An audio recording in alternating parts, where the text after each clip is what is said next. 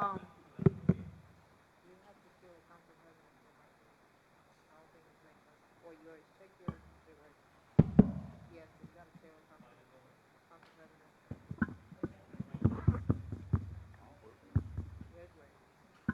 Not this other thing. Yeah, it's just I don't know that wire. They never fix it.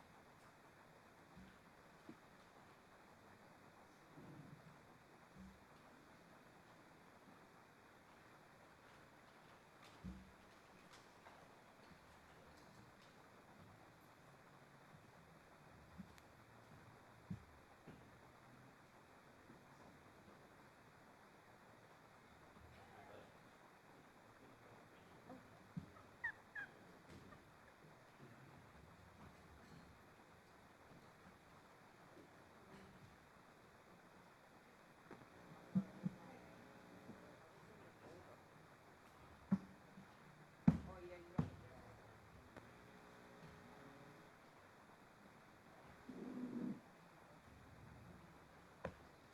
speak for Check, check, check.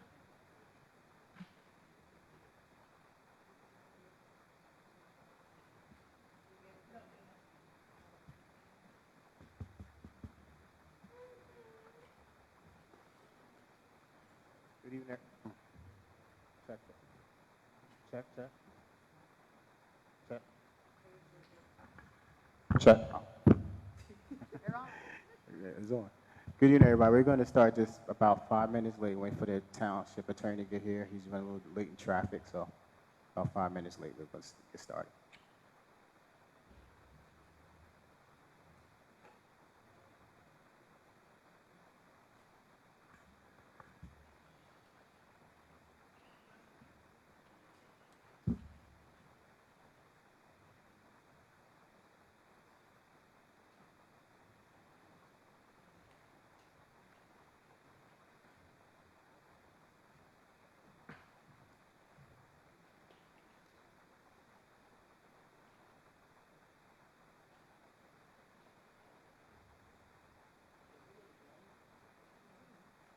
It's right. It's right.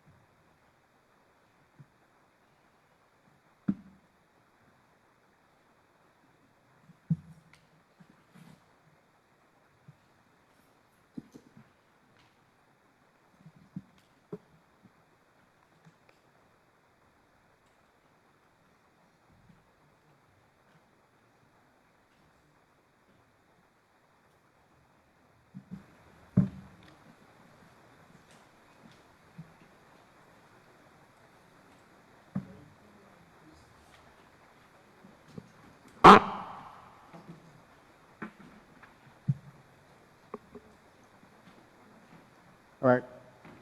Hereby call this meeting to order. Can we please stand for the flag salute?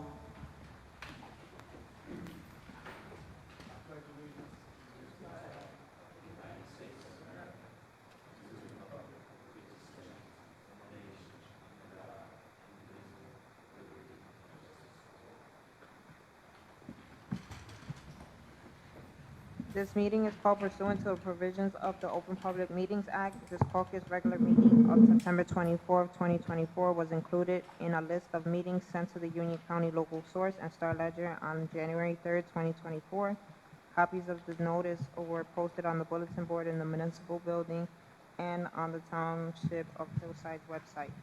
In addition, a copy of the notice has been available to the public and is on file in the office of the municipal clerk. Councilwoman Bonanno. Here. Councilman Fierstein. Here. Councilwoman Hyatt. Here. Councilman Joyner. Here. Councilwoman Saxton. Here. Councilman Rios. Here. Council President Epps. Here. We have quorum. And just to say the director's name, Al Hardy is not present. Officer in charge for the police department, Matthew Cove, is not present. Rashawn Carey from the fire department is not present, and Anthony Rosamano, DPW director, is not present. Those are all township directors, correct? Correct. All right. Attorney Montalis, towards the end of this meeting, I want to talk to you about the council subpoena rights as to having the directors here at our meetings, as by the ordinance. Yes, sir. Proclamation Senior Citizen Birthdays, the month of September. Councilwoman Hyatt, could you please read that? Yes, Council President. Whereas the Township of Hillside senior citizens are an integral and highly valued part of the total community who represent an abundance of talent and skill and have much to share with all generations. And whereas Hillside seniors have worked and contributed their efforts throughout their lifetime to the achievement of worthy goals and independence in their later years, and now contribute their time and experience to the quality of life for our community. And whereas the contributions and experiences of seniors serve to enrich the human experience for all of us. Now, therefore, we, the Township Council of the Township of Hillside, would like to recognize our senior citizens and wish all of you a very happy birthday. Mildred English, Janice Williams, Lucille Johnson, Alice Simpson, Marietta Nelson, Helene Schmid, Veronica Skeet, Peggy Holly, Carolyn Campbell, and Crystal Page. And to all senior citizens in the Township of Hillside who have celebrated their birthday in the month of September, we hereby proclaim September 24th of 2024 as Happy Birthday Senior Citizens of Hillside Day. Happy birthday.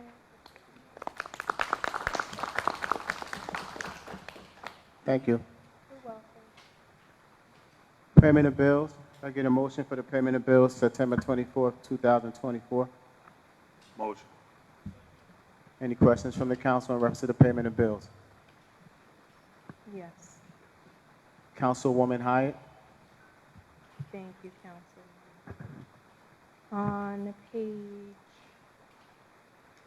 1, there are 3 bills for Kaloji and Simmons. And just quickly, are we going to get an update on what cases they have been working on? Because it says July and August. Yes. Yes. On page 2, Lewis Consulting Group, $1,275, and then again $4,340. What is the balance that we have paid to them to date?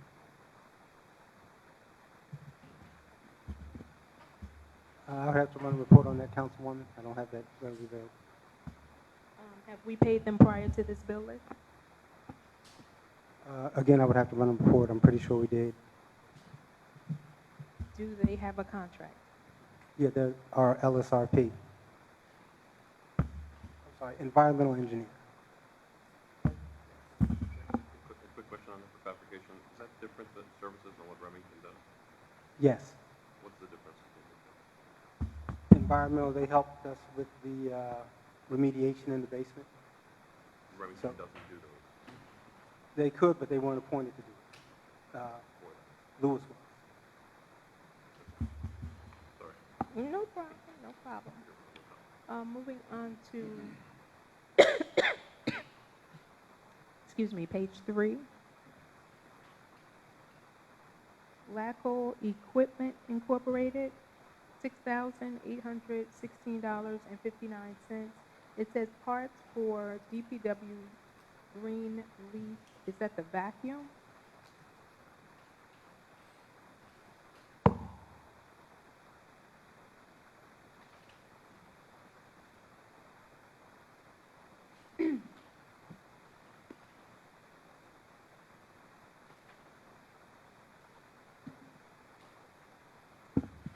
Looks like parts for the street sweeper. There's a hose boom cylinder, a hose boom control box, a black heavy-duty hose, a trailer hide cylinder, a 30-inch leaf fan, and an impeller bushing. Okay, so this is for the old sweeper. I'm not sure which sweeper it's for. It doesn't say. Not the new one, right? We have one, hopefully it's the old one.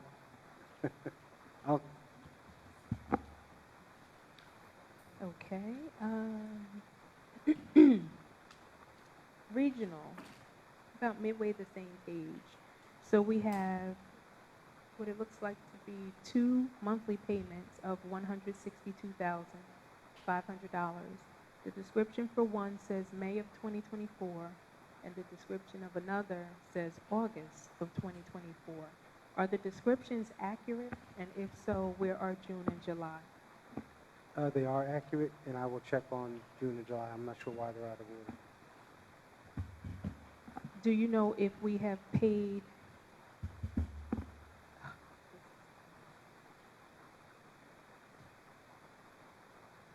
I'm going to skip that one because it's a monthly expense. Are we maintaining, okay, Jasper Engine Exchange.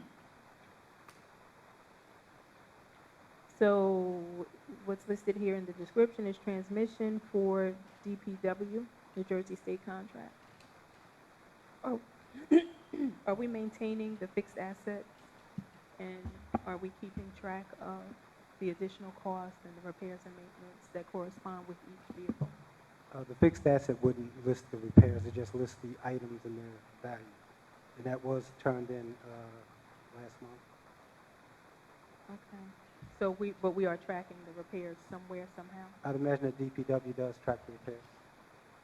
Can we get a copy of what they are tracking? And also the current value on these vehicles? Page 4. New Way Concessionaries, is that the summer food program? That's correct. Okay, thank you. And page 6, Pack 2 LLC, $201,625.31. Is this for one of the sewer pumps, or this is for the pump? One of the This pumps? is for the rehab of the pump station. And do we know how much the remaining balance is to bring that project to closure? That I would have to get you.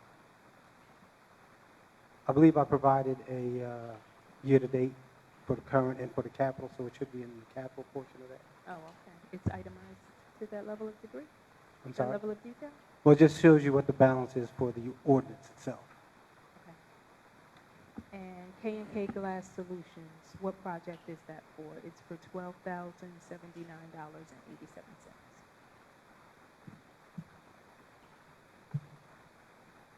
It just says HFD S1 improvement. That's for the fire department, Fire Station 1, So is it for the building? Is it for a vehicle? for the building.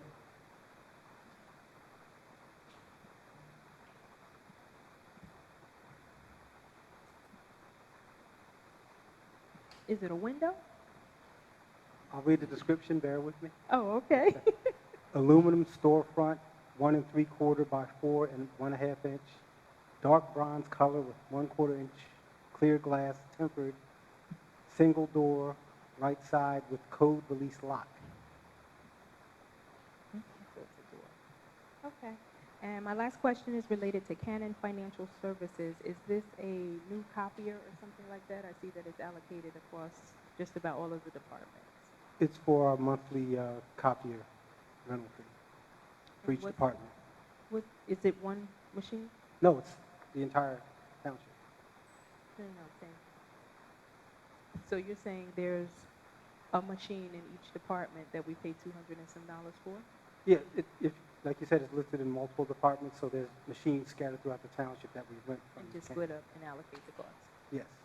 Thank you. Any other questions from the council members in reference to the bill list? Yes, Council President? Councilman Feuerstein? Just a couple of quick ones. Back to page 1. Just so I know, this Jardine, Meisner, and Sussner at the bottom of the page, it's a law firm. What service do they provide?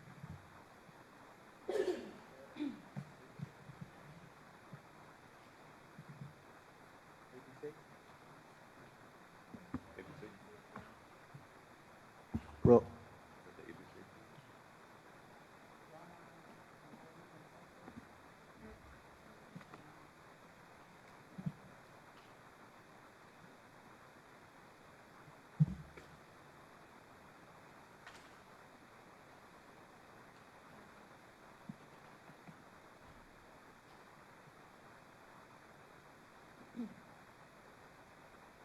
They are one of our labor attorneys.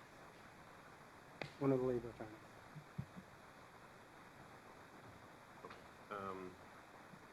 Just a point on page 2, we're paying D&H Alternative Solutions. They're a third-party administrator. Just a comment, Glenn. This is for $650 to settle workers' comp claims that they're working on.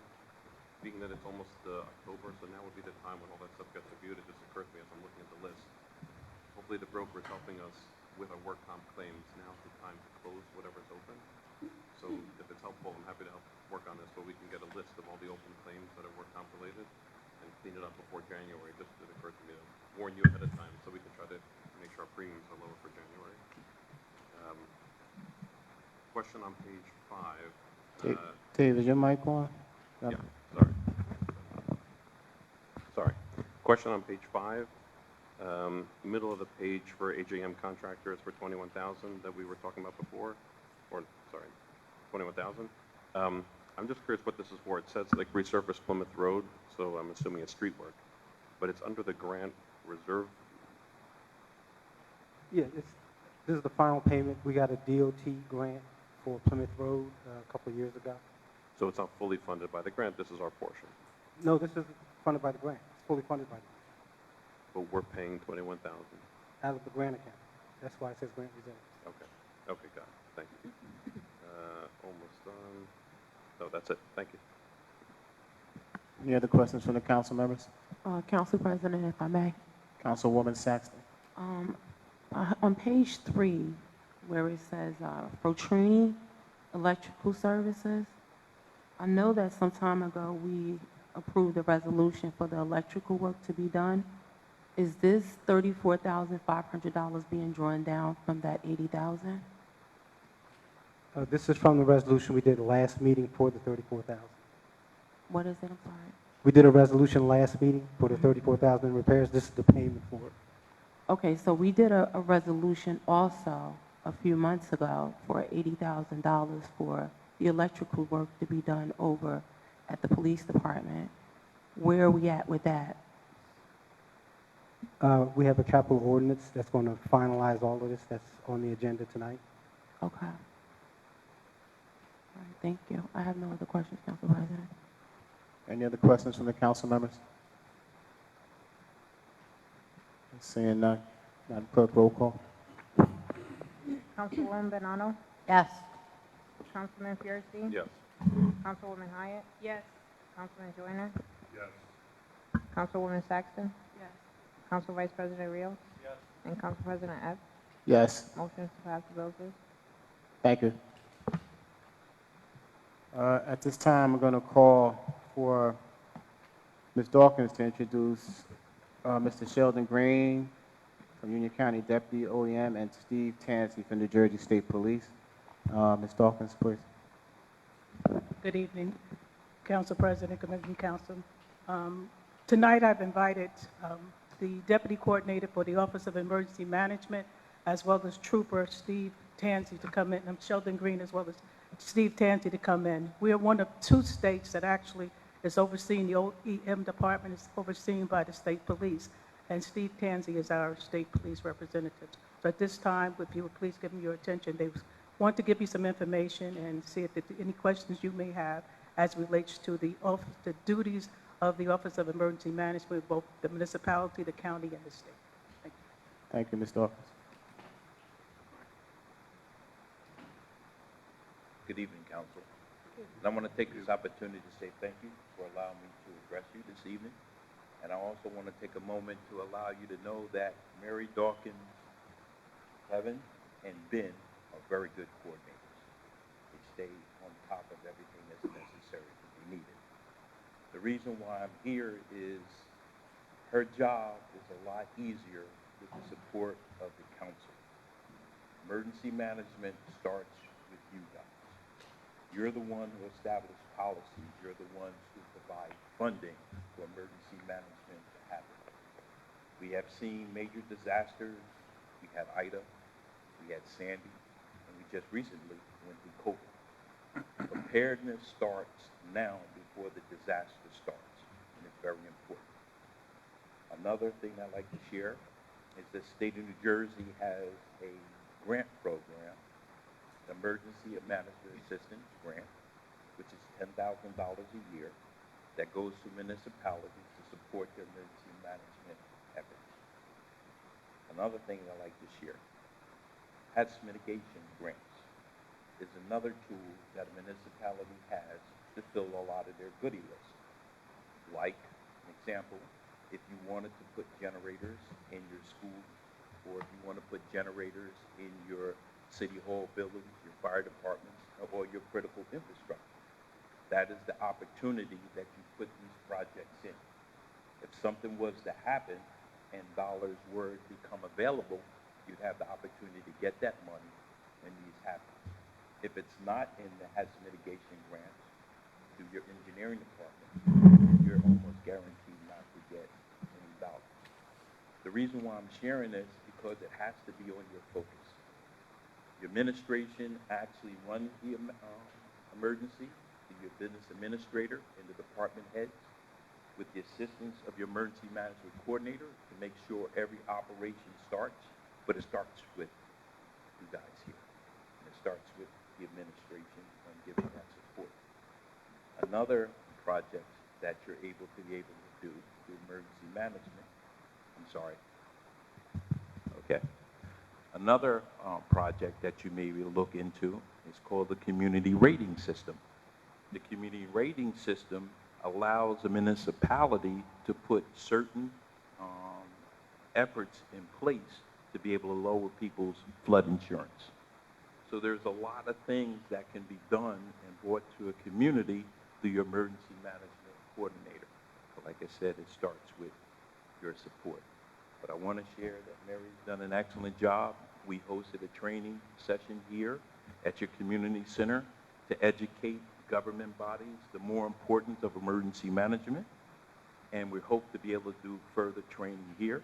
We're getting ready to do some work with your Board of Education to prepare them for their students and for the population that's involved. These are the other things that Mary has brought to Hillside. Like I said before, emergency management is really important. It starts at the local level, and myself as the Deputy OEM Coordinator, whatever request that local emergency management presents us, it's us to make sure that those capabilities are brought to it. The same token, once it comes to myself, then it comes to our state representative. But Hillside is well respected. Hillside is, we are guaranteed the partnership to be able to come and assist you in any emergency that's necessary. And like I said again, I can't say it enough. It's because of the relationship that I established with Mary Dawkins. Joe Frigno was a very good OEM coordinator prior to it. Hillside has always been very active in their involvement with the emergency management. It's just important for us now to step up our efforts because we are having a large migrant surge that's going to be involved on our preparedness as a community.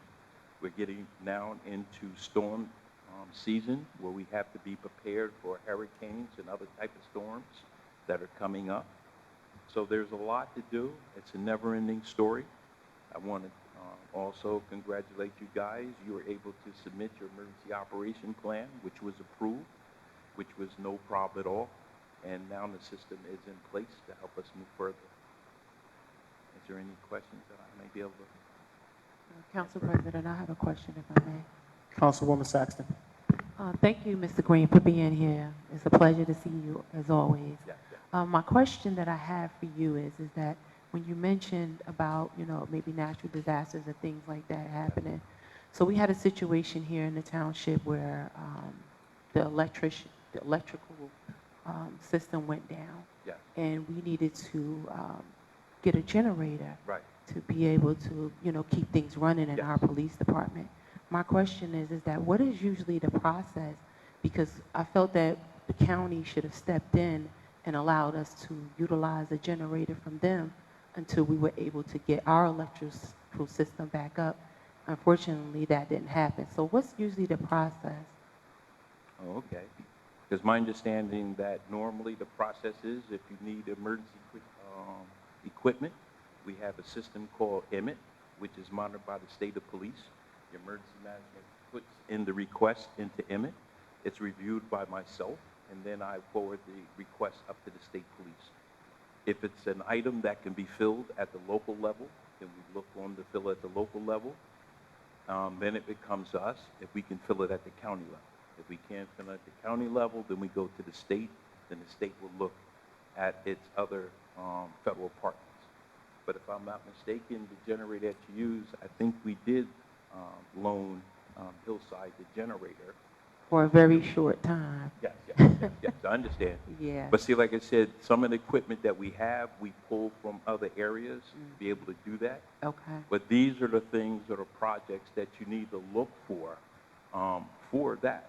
Like I said, you do a feasibility study on your buildings to see what type of critical infrastructures you need, and that's when you put it in your hazard mitigation plan. Another project that you can look at is community resiliency by doing a microgrid where you start putting your power lines underground and you tie your critical facilities in. You're able to tie your solar projects into this. The money that is generated through the electricity made will offset the system. But on the same token, if we ran into another Sandy, your community is more resilient because you'll be able to keep your gas stations open, you'll be able to keep your schools, your fire department, your city hall, and your, like I said, your board of education. So these are the little projects you can put in that helps build the strength of your community. Okay, thank you. No problem. Council President, Councilwoman Hyatt. thank you. It is good to see you. I haven't seen you in a while, and it was under different circumstances, so it's good to see you. What are some of the things that we could do to find out about some of the programs that you mentioned and also any other programs that may be available? And when you say it kind of starts with us, what can we as a governing body do to try to help, proactively to access some of these things? Well, one of the things that's very important, it comes to funding. Emergency management is one of those forgotten childs that it doesn't happen until you need it. Like I'll give you an example. I spent 12 years as an OEM coordinator in the city of Plainfield. During Sandy, one of the major questions was we had no electricity and we had no communications. But I was able to share to my governing body. I put in for funding for an AM radio station where I'd be able to give communication to all residents within the community. And I'll also ask that funding for other disaster preparedness. But if we do not fund emergency management when the time comes, it makes it hard for the people to be able to bring those out. Like I said, right now, you have to take into consideration, we have a large migrant surge. That is an emergency because now we have to deal with housing, we have to deal with medical care, we have to deal with schooling, and we're having a lot of folks that are not have been inoculated to the degree that we are here. These are the things as governing bodies that you have to start planning on before they become a major emergency. And these are some of the little things that emergency managers people don't see that we do get involved with, because it's not just responding to the emergency, but it's all the pre-planning. It's just knowing what roles everyone does and how they fit in that makes it important. Thank you.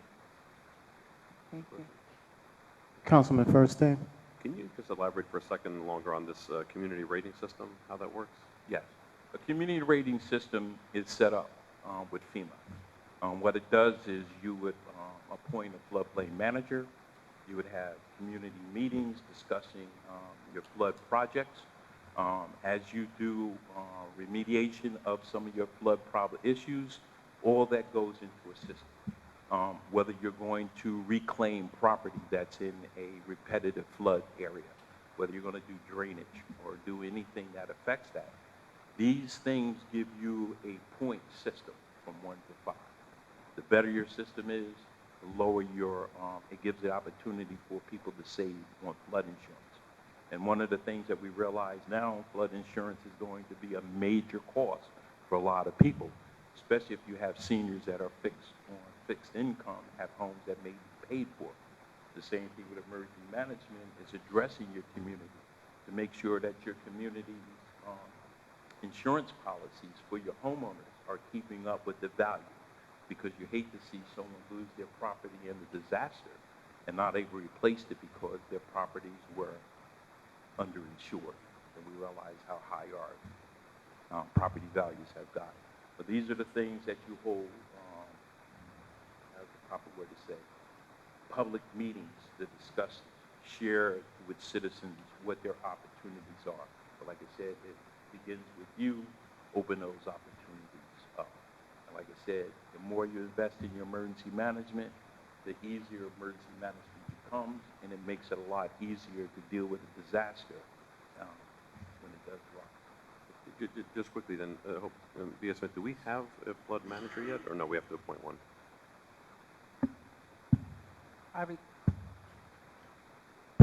I recall years ago they did an ordinance because the construction official was actually designated as the floodplain manager. And if I'm not mistaken, one of the ordinances that we might have recently done might have been pertaining to that. The FEMA one, right? Yes, but I'll go back and research it because that dates back to Larry Dixie. Okay, so hopefully we have one, and then if we have locations that are getting repeat flooding, we'd have them come out, they would do a report, or they work with you directly to figure out how to best... No, what they would do is they work with your floodplain manager. And then, like I said before, records that are held with your construction affiliate or your building department, plans that you have for, like I said, mediating areas that flood, whether you're going to do storm, drainage. And once they look at these points that you have in place, gives you a point. And then from there, it'll tell you what degree of discount you get on your flood insurance.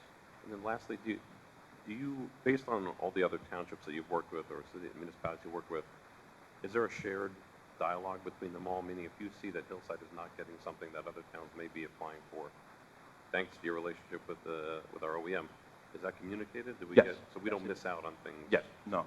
Like I said, things that have come down. One of the other things that I share that we are working for at the county, each municipality is required to have a temporary debris management plan, which you guys have. We're going to work now on the county level to have a county temporary debris management plan. So that means if your debris becomes overwhelming to the community, then we will then be able to find a process to move it. Once we do have this capability in place, we will be reaching out with the municipalities to most likely do a shared service agreement And this way, that'll help you protect yourself during the disaster on getting reimbursements. It's important that you have a lot of your departments involved. One of the main ones would be your building department and your code enforcement, because when we have a declared disaster, one of the first things we need to present is a preliminary debris assessment. This dollar amount is critical because that amount of money tells us the threshold if we're going to get a state declaration compared to a presidential declaration. One of the problems we had in the past was during Ida. One of the towns weren't able to get their dollar amount in time, and then it would affect them being able to qualify for work. But the quicker you get your dollars in by utilizing your code enforcement, because they know your properties, they know what areas are affected, they're able to document these events in real time, because we know of flooding. We can flood in 1 minute, and 5 minutes later it looks dry. But now you have someone who can document it, because if it's a federally declared disaster, that's one of the things FEMA's going to want you to be able to verify that these things existed. One of the other capabilities we're looking for towns to be able to do, one is a disaster recovery center.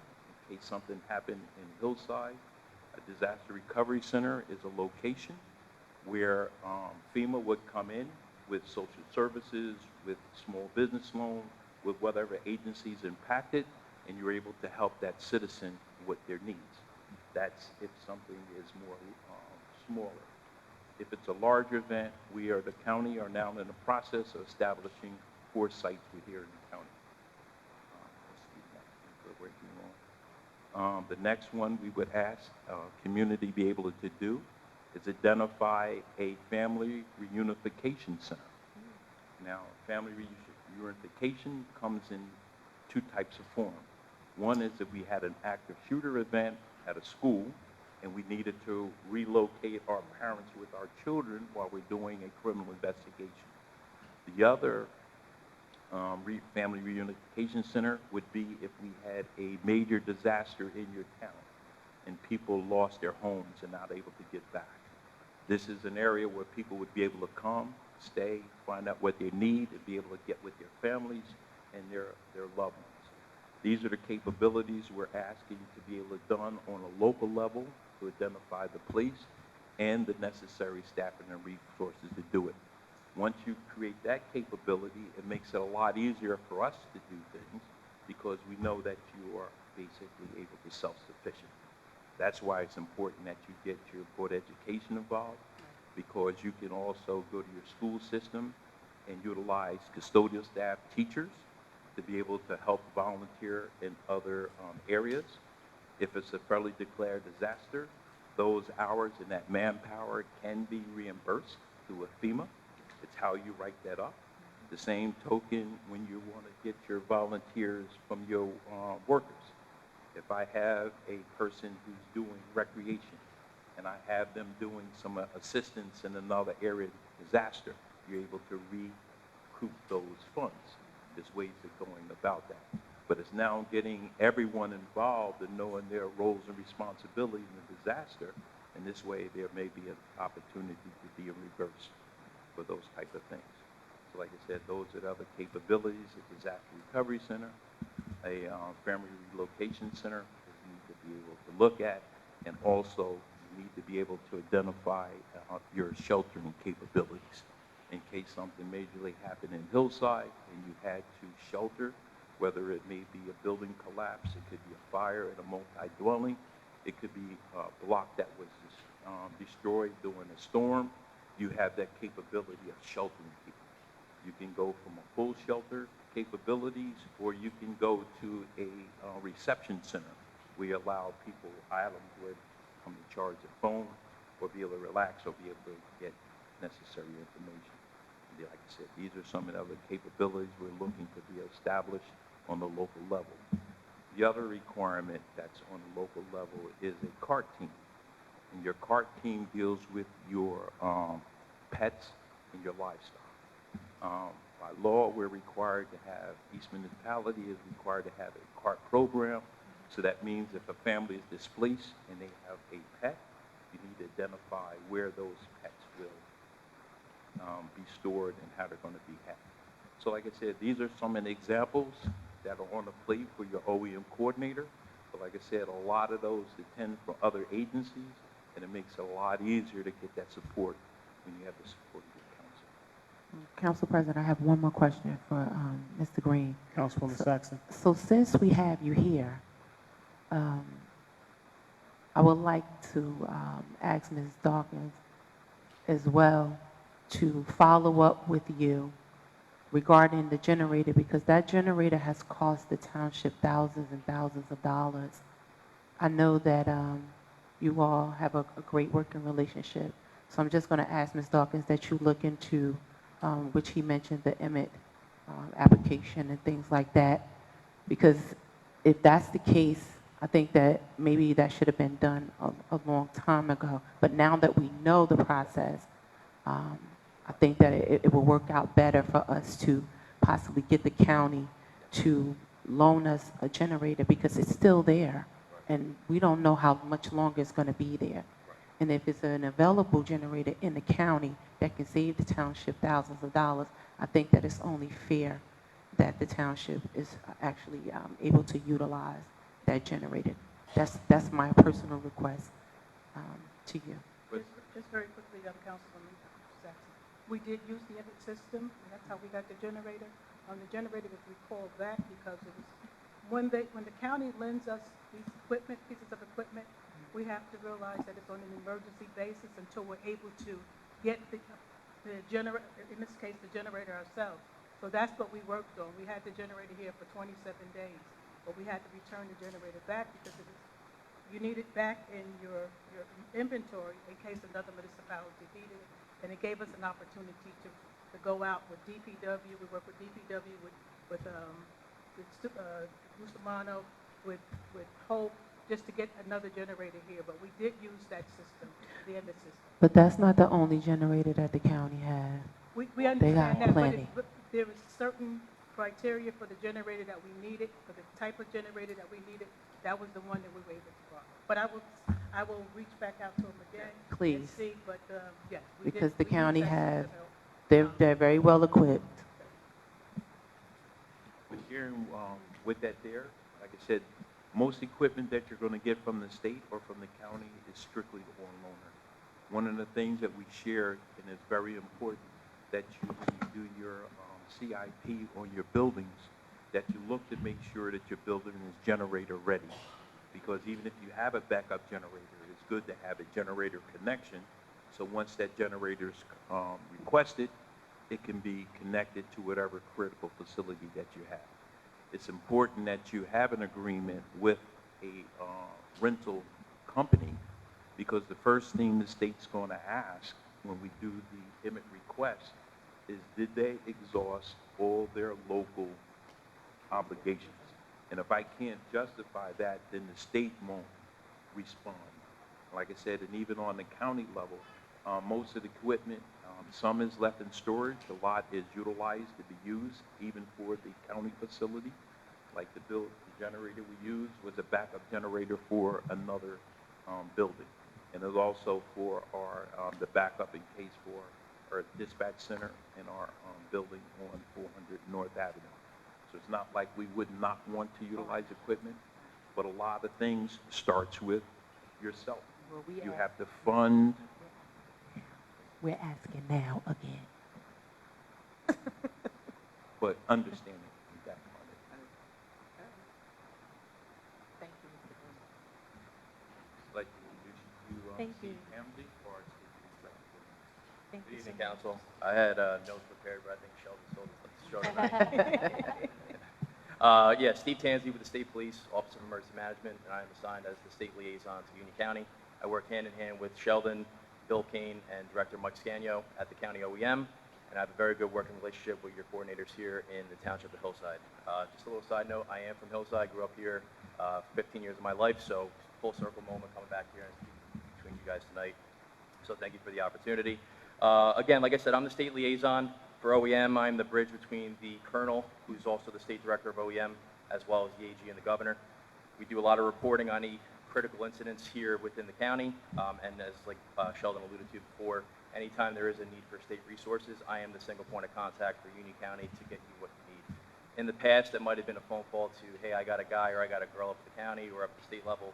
But over the last couple of years, we've really tried to professionalize OEM at the state level, county level, and the municipality level. There is a database, like you spoke about, and a way to document and track resources from the time that they're ordered and put in at the municipal level, exhaust local vendors, local mutual aid, up to the county, and then makes its way up to my end. So again, investing in OEM is crucial. If you heard all the programs that Sheldon discussed, speaking with FEMA, whatever's available to you, it's a lot for 3 people to handle, especially when they have normal 9 to 5 other obligations where they have to attend to. So not throwing Hillside under the bus, I've seen other municipalities, deal with, one person not paid, doing all the same things. But if you can invest in OEM, we greatly appreciate it because, like I said, we are trying to professionalize it up at the state level. In front of you, there are 3 separate pieces of paper. They are directives that were issued by the Colonel of the State Police, who's, like I said before, is the State Director of Emergency Management. And these all pertain to you at the local level. So the first one, just I'll quickly discuss. I know you have a very busy agenda tonight, so I'll be brief. But the first one deals with training requirements. Back in 2005, New Jersey made a standard for incident management and how all emergencies and incidents are supposed to be handled. And there are requirements for your municipalities, for the coordinators and their deputies to be credentialed to a certain standard. And then if you turn to the last page, there is a training for policymakers and senior and elected officials. We brought in the basic workshop for emergency management as an introduction course. I know there was a few members here who took that course. It was a little bit eye-opening to kind of understand what we do here in New Jersey and what the requirements are of a municipal coordinator. But this course under Section C, it's the G0402 course. It is the NIMS overview for senior officials. It just basically will guide you in where you fall in the incident command structure, basically for that NIMS requirement that was signed in 2005.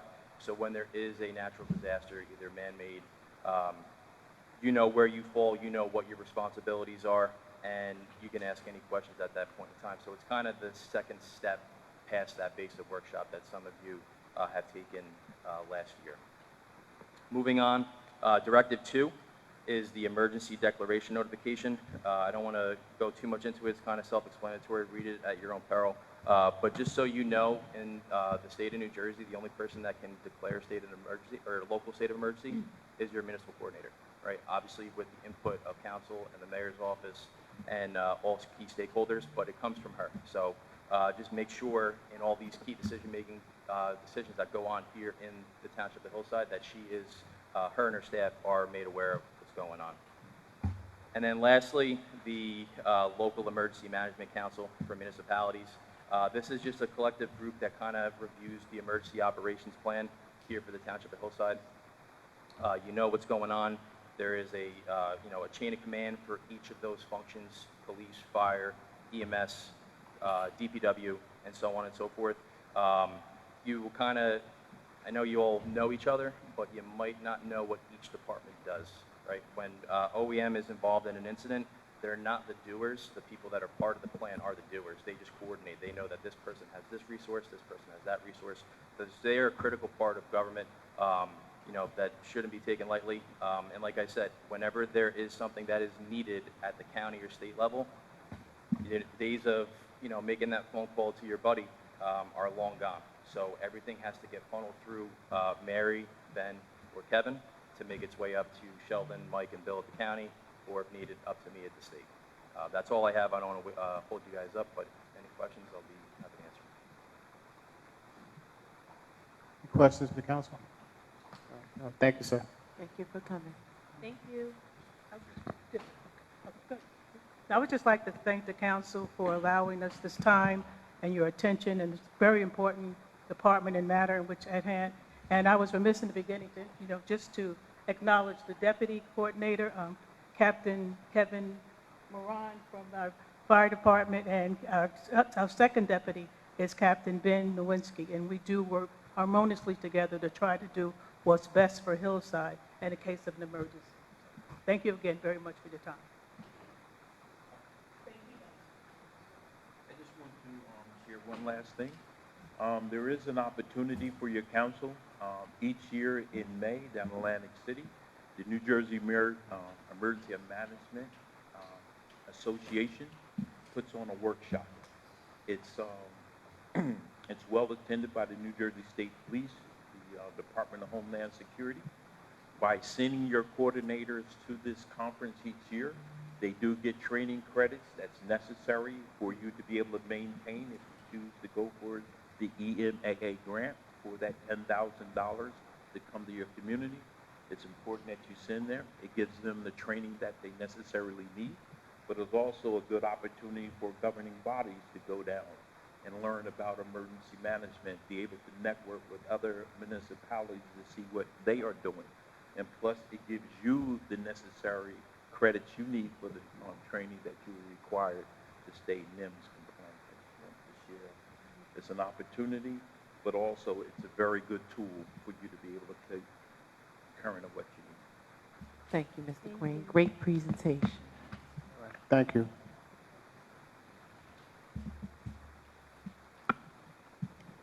All right. Could I get a motion to go into executive session for legal updates?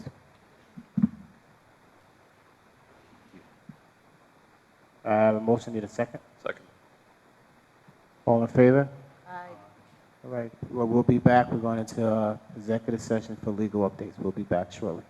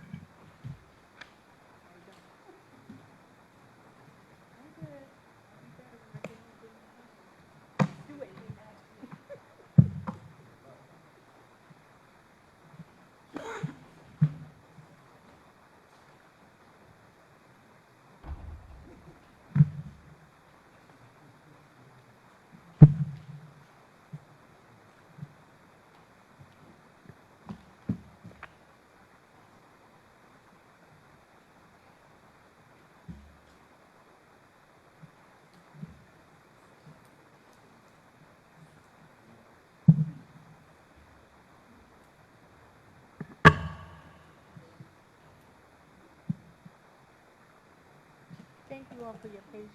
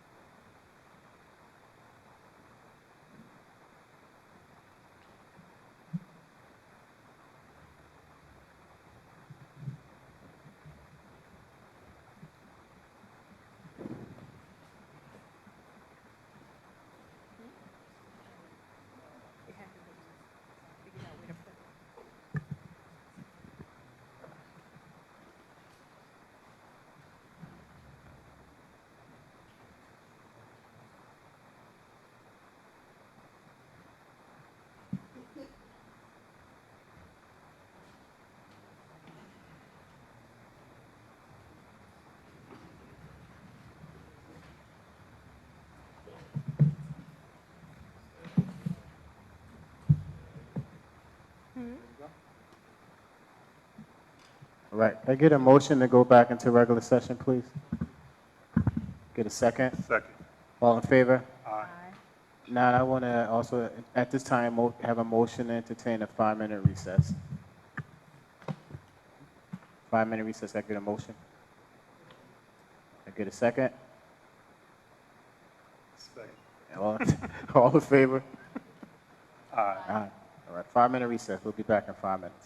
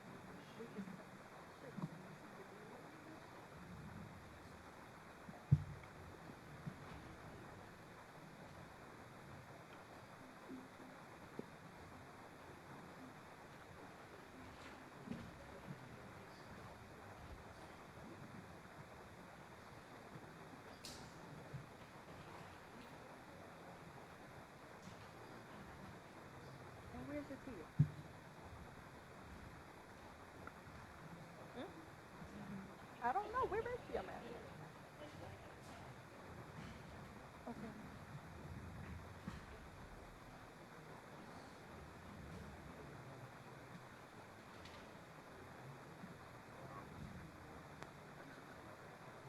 You know she's making more.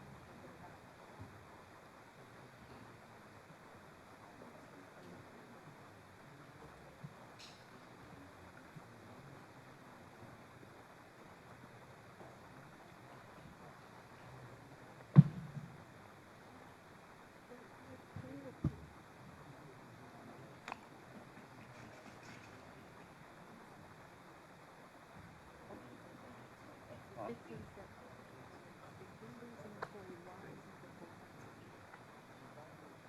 We only have one. How do we miss that? If we have a good employee in our community, why not those employees at the moment? Yes. But it should have been us. We're one body.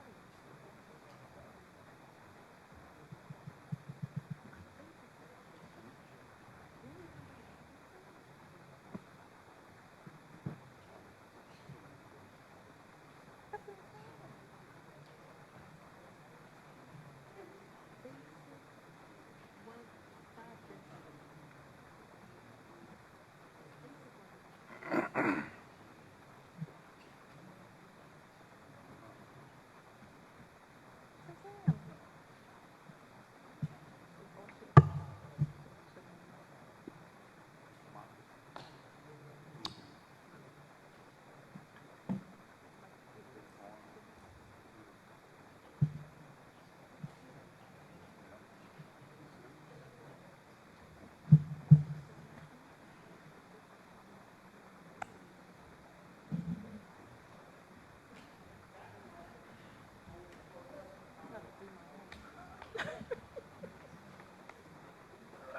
Sam. Ready now? Thank you. All right, recess is over. We're going to go into our introduction of ordinances. Number 024, I'm sorry, let me get a motion to return to regular session. I apologize. Motion. Thank you. All in favor? Aye. Thank you.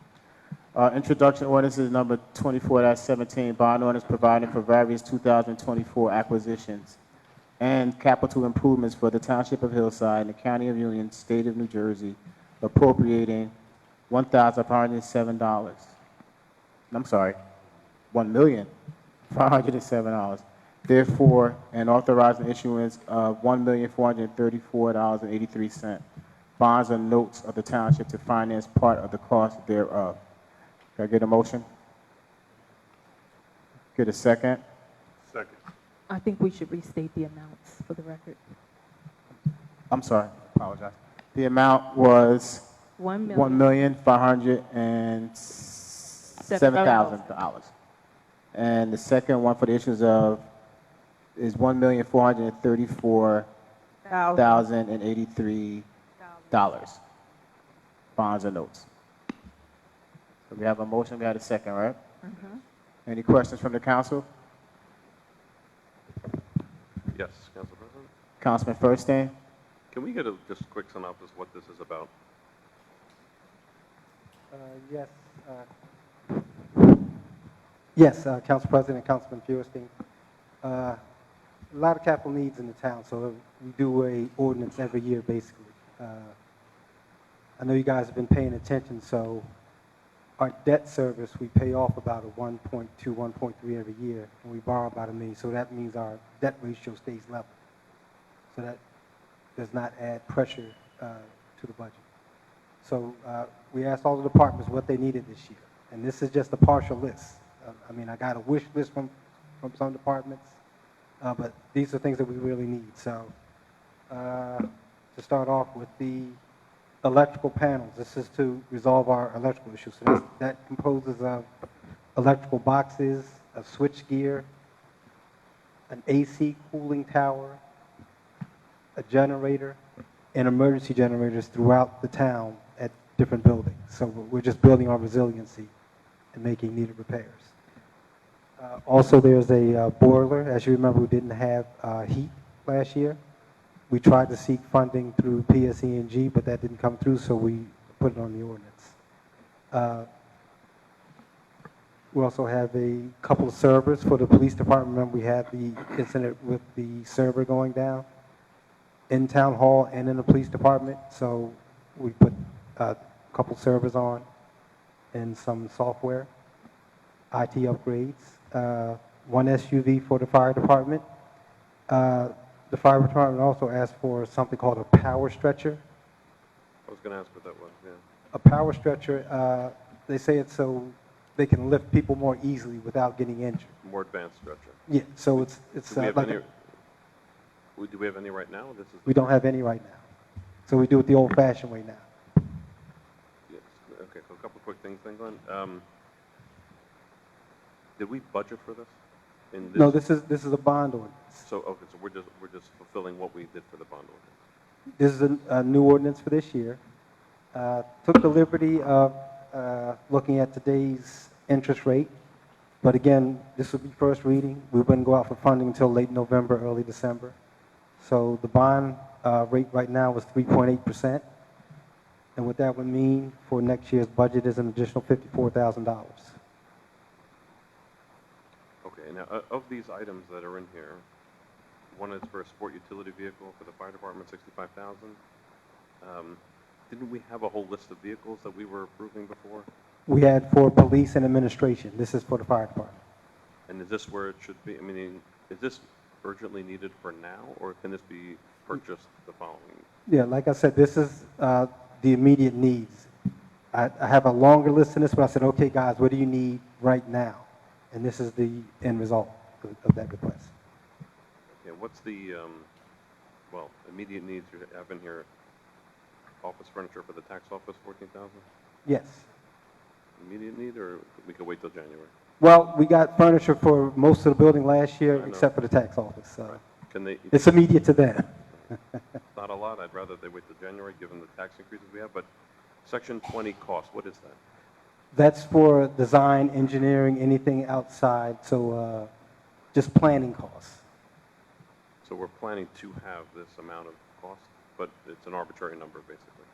Not over. It's like a We little may less use than it- 10% of the ask. If we needed to, we can cut it out of this, or? No, you need that because, you know, as OEM mentioned, you got underground cables. You need somebody that's an expert in doing those sort of things. Okay, those are my questions. I have Council President, I have a question if I may.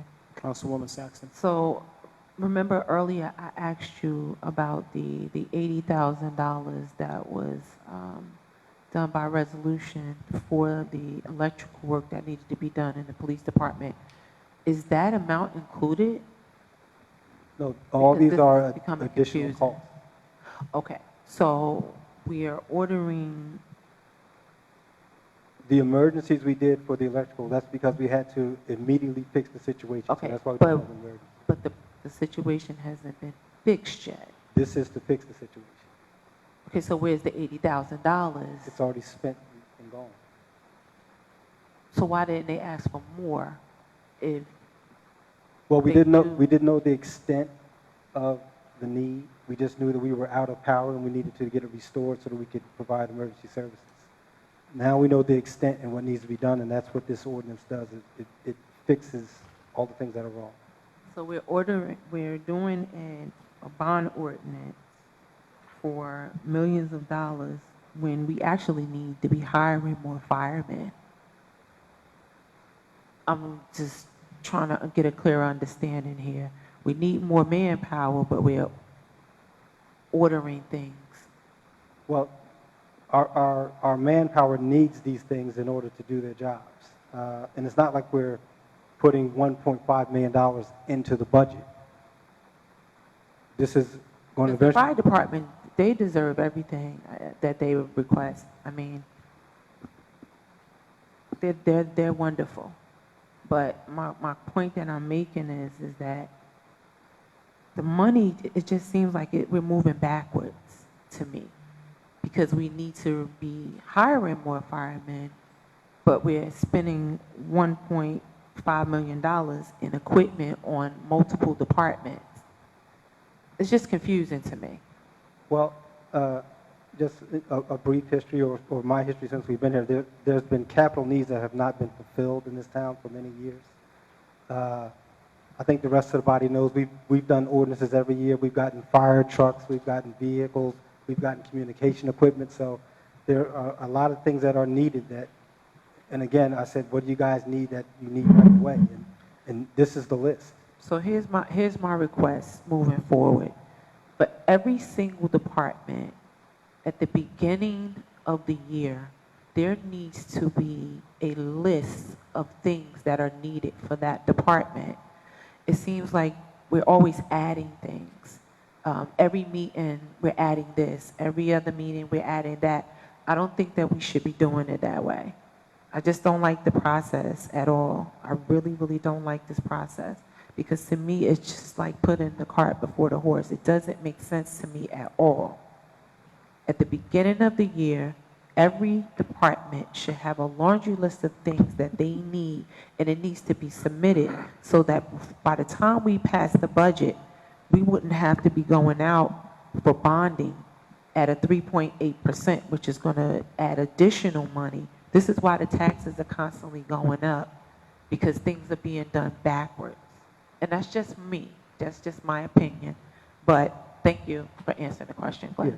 When we do the budget every year, we do a capital budget, and I don't like to do the ordinance until after the budget is adopted, and that way we do everything all at once. It doesn't make sense to piecemeal and, let's get a bus in March, let's get a fire truck in April. We do it once a year so that it's planned out. I'm going to leave it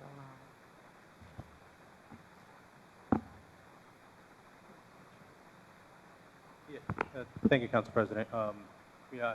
To that point, Councilwoman Saxton, in the beginning of the year, when the Finance Committee had the opportunity to sit in each of the department head meetings to go through their finances and go through, and on top of that, each department provides their capital improvements in which they want to see for that department. So in the beginning of the year, they actually lay out and specify things that they need in order for their department to function. So, obviously hiring needs in the fire department are always a problem, but, again, you can't bond for employment like that. Well, we know that. That's Correct. obvious. Yes, that's why it's two separate kind of big issues we're dealing with here. So this is, every year in the beginning of the year, last year or 2 years I've been on the Finance Committee, they've had those meetings. They go ahead and state what their needs are for the capital improvements and what they would like to see. Then obviously Glenn, the administration, they go through and they determine what needs are needed, and that's a list we have in front of here today. So that, and I can tell you from certain being in those meetings, they've asked for a lot more. So this is honestly a fraction of everything that was asked for in these departments. But that's the reason why we ask in advance, so that by the time we do the budget, all of this would be included. Bonding at a 3.8% is going to be on the backs of the taxpayers. You're bonding for that small amount, right? So what's that? Nothing's ever small. What's the amount we'll be paying out, Glenn? At today's interest, $54,000. So, again, think about how you're fortunate you can go out and buy a house and pay cash up front. But not everybody's in that position. Most of us have mortgages, which we have to pay monthly. So, unfortunately, this town isn't flush with money that we just have $1.5 million laying around.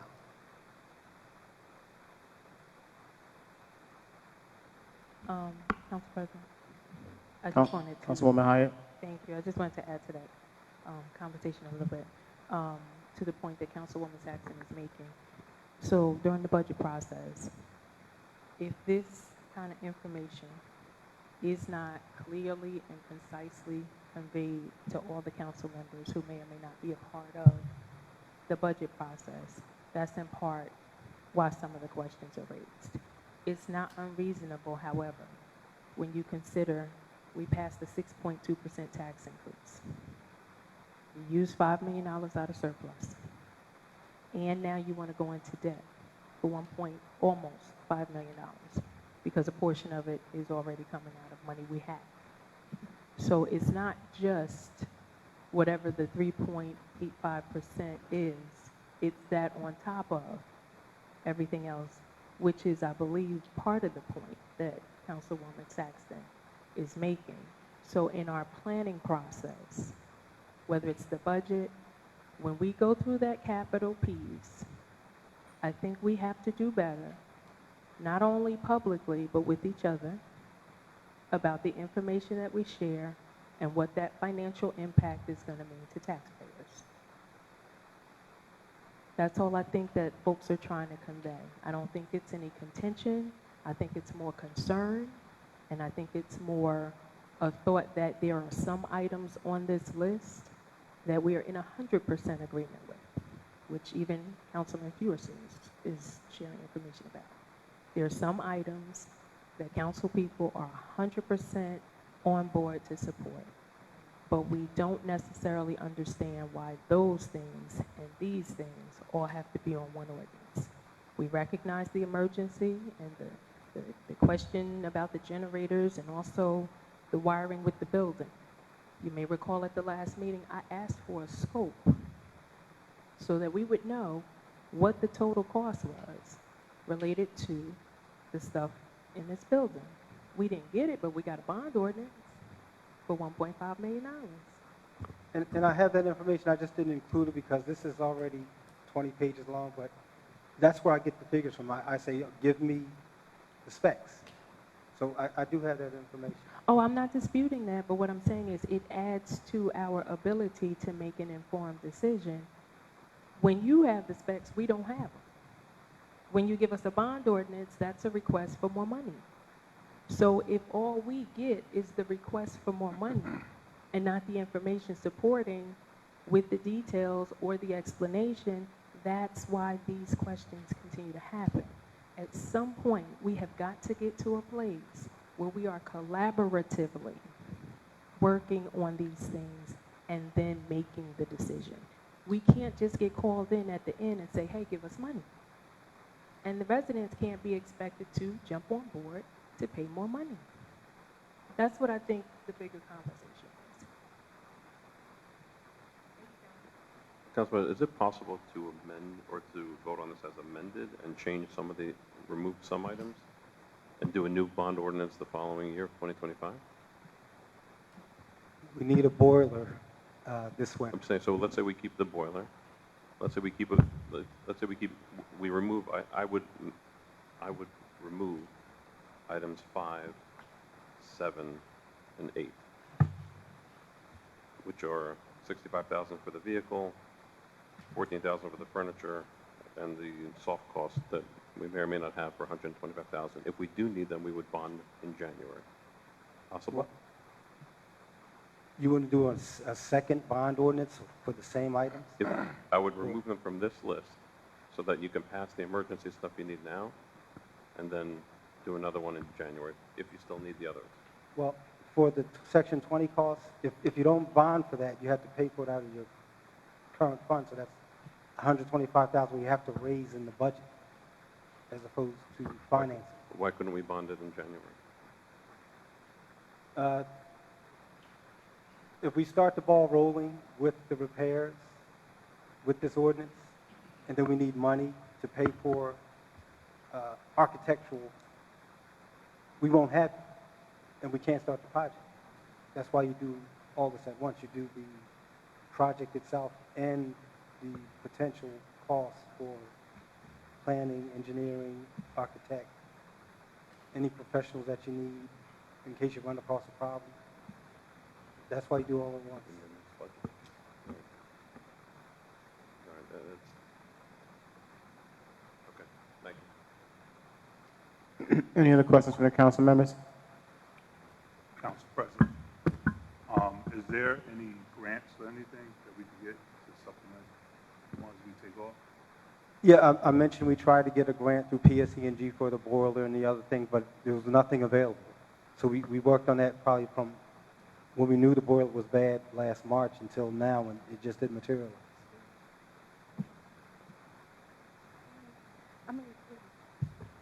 Are you done? I'm sorry, I didn't want to interrupt. Thank you. Council President, quick question I forgot to ask. When we got the FEMA money a few years back, I think they gave us some money specifically for generators. Do we know the status of, like, is any of that money still in the books anywhere? Do we have all the generators? Are they all bad?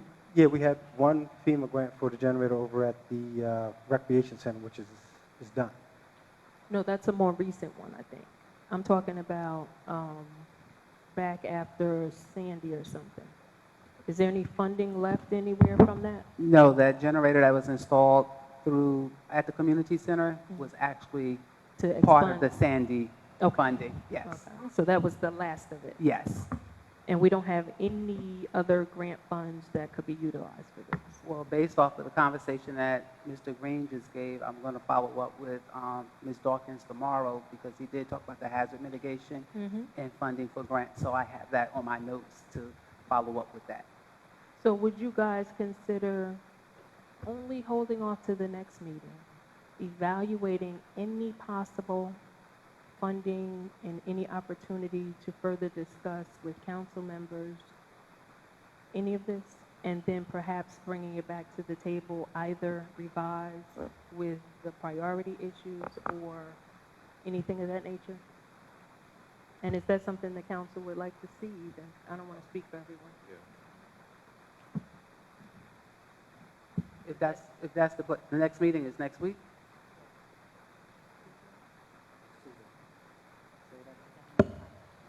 I mean, we have the specs. You can look at, I'm going to talk to Ms. Dawkins tomorrow about the hazard mitigation, see what the process is. But I know like the electrical, the boiler, the longer we put off, there's parts that have to be ordered that already have a longer time frame before you can get them. So time is of the essence for things of that nature, the electrical in the building, the boiler, and the fire department, and also the police department, the information the products that they're requesting is because their system is outdated and they're trying to get it up to date so we don't have any issues. So if it is the pleasure of the council to wait until next week, just be mindful that an additional week pushes out when we can have the second reading. But if that's the pleasure of the council and you want the additional information, you could do it.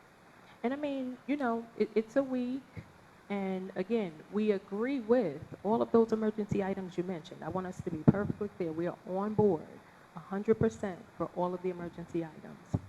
But it would also be beneficial, share that information that you have, because we have resources too.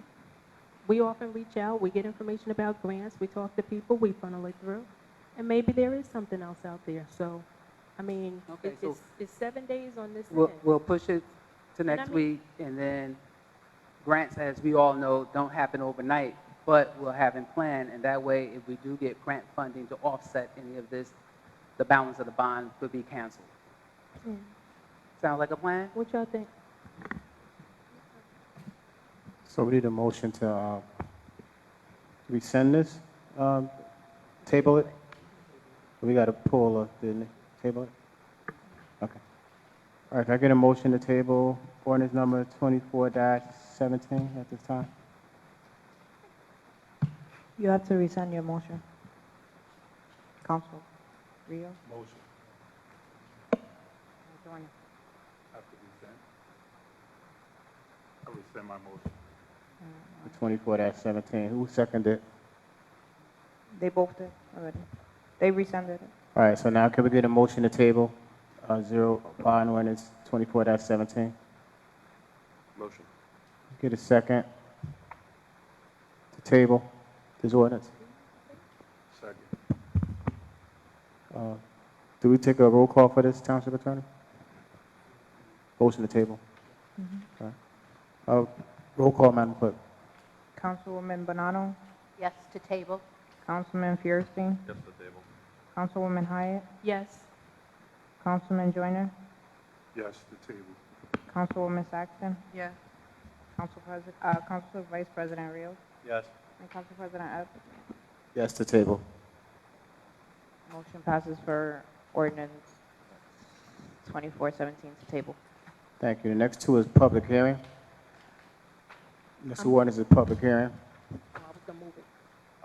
I get a motion for 24-15, ordinance amending the Township of Hillside Township Code at Article 3, Chapter 4, Section 432C-7 of the revised general ordinance of the Township of Hillside establishing a Veterans Advisory Council. Can I get a motion to open this up for public hearing? I move. All in favor? Aye. At this time, this ordinance and this ordinance only is open to the public for discussion. Feel free to come forward to the podium. Do we want to just give them an idea what the ordinance is about, for those that may not have it? Yeah, Councilman Rios, this is your ordinance? Currently, there is no ordinance for the Veterans Advisory Council, so this ordinance will create that council, and we already have some applications, so they would, advise on matters pertaining to, the flags, and we have the library coming up, which is going to be in the veteran's name as well, so the council would advise on items like that, and this would officially establish that committee. Any questions from or concerns from the public? I move to close public hearing. 1 second. This, About You- the veterans? is it about the veterans, Ms. Mayo? I rescind my motion. Val Mayo, 1424 Liberty Ave. Good evening, Councilman, President. I thought we had a Veterans Council already. I'm confused. It wasn't on the books. What do you mean it wasn't on the Revised- books? When we looked at our township code, the committee wasn't established by ordinance, so that this would just cement that. It was, who was that last lady mayor? Angela Garrison. Yeah. She established it because she put me on it. And there was other people on it. It was, that established by- it was established. That's why I'm wondering what's going on. Was that established by resolution? So did they dissolve that one, that Angela Garrison established? Perhaps, we were advised by council that there was none on the books, so that they, Oh, it's, Diogastine was on it also. Councilman Diogastine was on that council. So But, I want to know what yeah. happened to that established McGrath. committee. Is this a fair question to ask? Yes, it is. Okay, Yes, thank it you. is. Could you explain that? That's it. So yes, Councilwoman Hyatt, you're shaking your head. But when we went to make Oh, appointments. no, I'm saying yes, it's a fair question. Oh, no, okay. We know that we've had a Veterans Committee functioning and appointments were made, but when the clerk's office researched the actual ordinance to establish such, Ms. Mayo, it didn't exist, so this is just correcting the process. We're not negating any of the work that the committee did because you all did work diligently on certain projects, but this is just so that it will be on the books that that committee is formulated, yes. Okay? So then that begs the question, is it necessary to be by ordinance if they did it by resolution? Did we even find the resolution? There has to be a resolution. We voted on this usually the first meetings of the year, usually doing reorg. I think when you're, the committees are established, I think he was told that they couldn't find any of that. and they're usually established by resolution on an annual basis or biannual, and restored when it expires. But that law is in the Dean 360. They couldn't find it. Y'all It came had straight to from the pull out clerk's the office book. that they couldn't locate the ordinance in the minutes, in the E-code, or even in the paper. Now, I was Copy. council president for years. It's there. Well, I don't know what happened to the paperwork in there, but it's there. What happens if you duplicate it? What? Right. But like I said, is it an Attorney obligation? Tillers, you want to weigh in on this? Is everything being done correctly? So So, Council President, am I weighing on the question? I think it was Councilman Feuerstein that said, what happens if it's duplicated, or what am I weighing in on? Yes, sir. If it is duplicated, if it does exist, then the prior one will always be in full force and effect, certainly to the extent that this one is contrary or has adverse language to the original one. But if there's been a diligent search made that it doesn't exist, then obviously that this is not going to have any negative effect. I think maybe a second search, I don't know, but to the extent that it doesn't exist, this will not have a negative effect. How about to the point of Councilwoman Hyatt stating appointing by resolution instead of ordinance? So the committees have traditionally been appointed by resolutions, again, at the beginning, either at the reorg or during the first meeting of the year. So it's always been at least appointments have been by resolution. So, but again, I think it was stated that even, for whatever reason, we're not even able to find past resolutions, so I don't know, but. Brooke should be able to find it because I signed it. Resolutions, of course, we have the resolutions. It's Yeah. just the matter of the wording of what ordinance we can. It's there. And Sylvia, we all checked and we didn't It's see there. anything. We didn't see it in the minutes, nor. It's there. It's there. I look a little harder. It's there.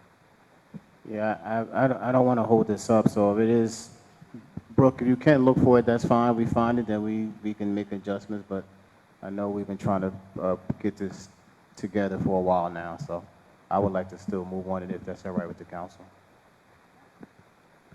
Yeah, my only question is it an obligation? Like, that's the only thing I'm trying to find out. Like, what are we losing by if it's not? That's all I'm saying. But, okay, go ahead. Okay. If I could say something, it was more that when Vice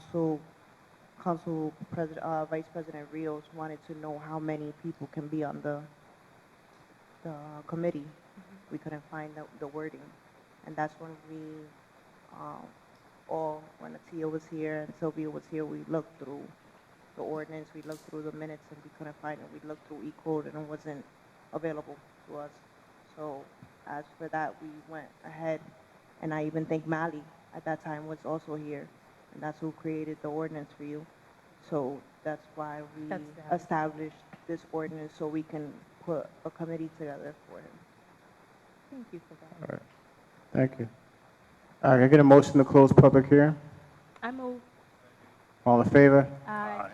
Can I get a motion to adopt? I move. Any questions from the council? Quick question. This is a 5-member, really quick. So we picked 5. Do we want to make it 7, or was it 5 because that's how many people were interested in joining?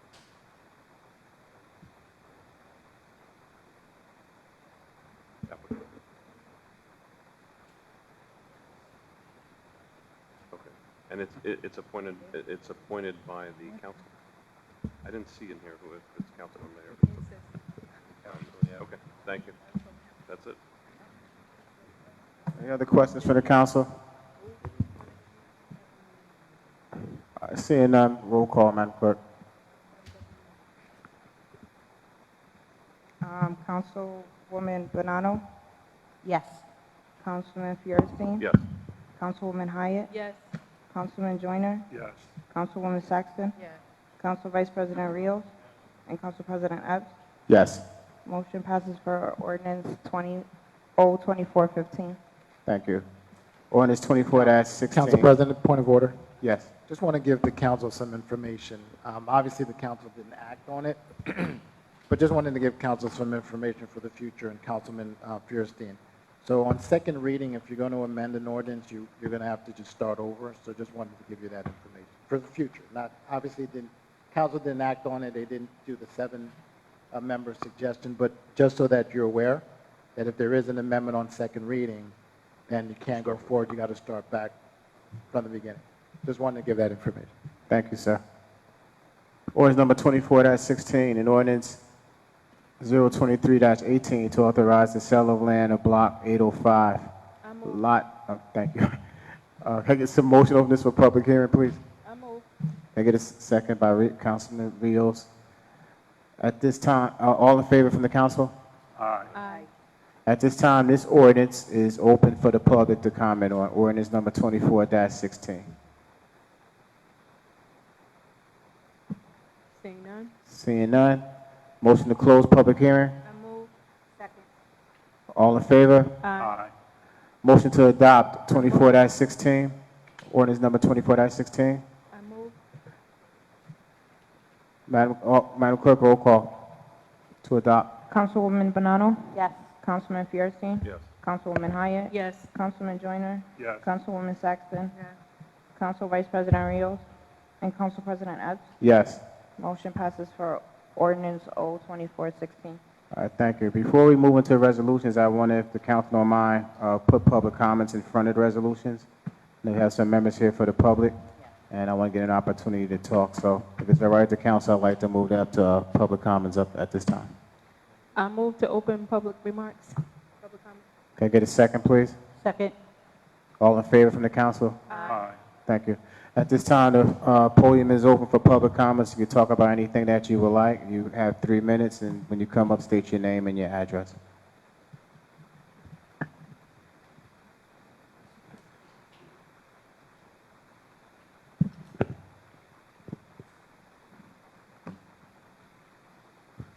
Annie Davis, 1544 Morris Place, Hillside, New Jersey. First of all, thank you for doing public comments now. This is like my 4th time here now. Again, speaking on the boarding houses, rooming houses that's coming up on Morris Place. One is already in existence and up and running. The house right next door to me, they're working on it now. The 2 other houses on the block, I understand, has been bought by LLCs. And I'm understanding that because they're LLCs, that you can't get inside because the owner is not there. But work is being done every day. And not only are they building rooms, but there is electrical work and plumbing work being done.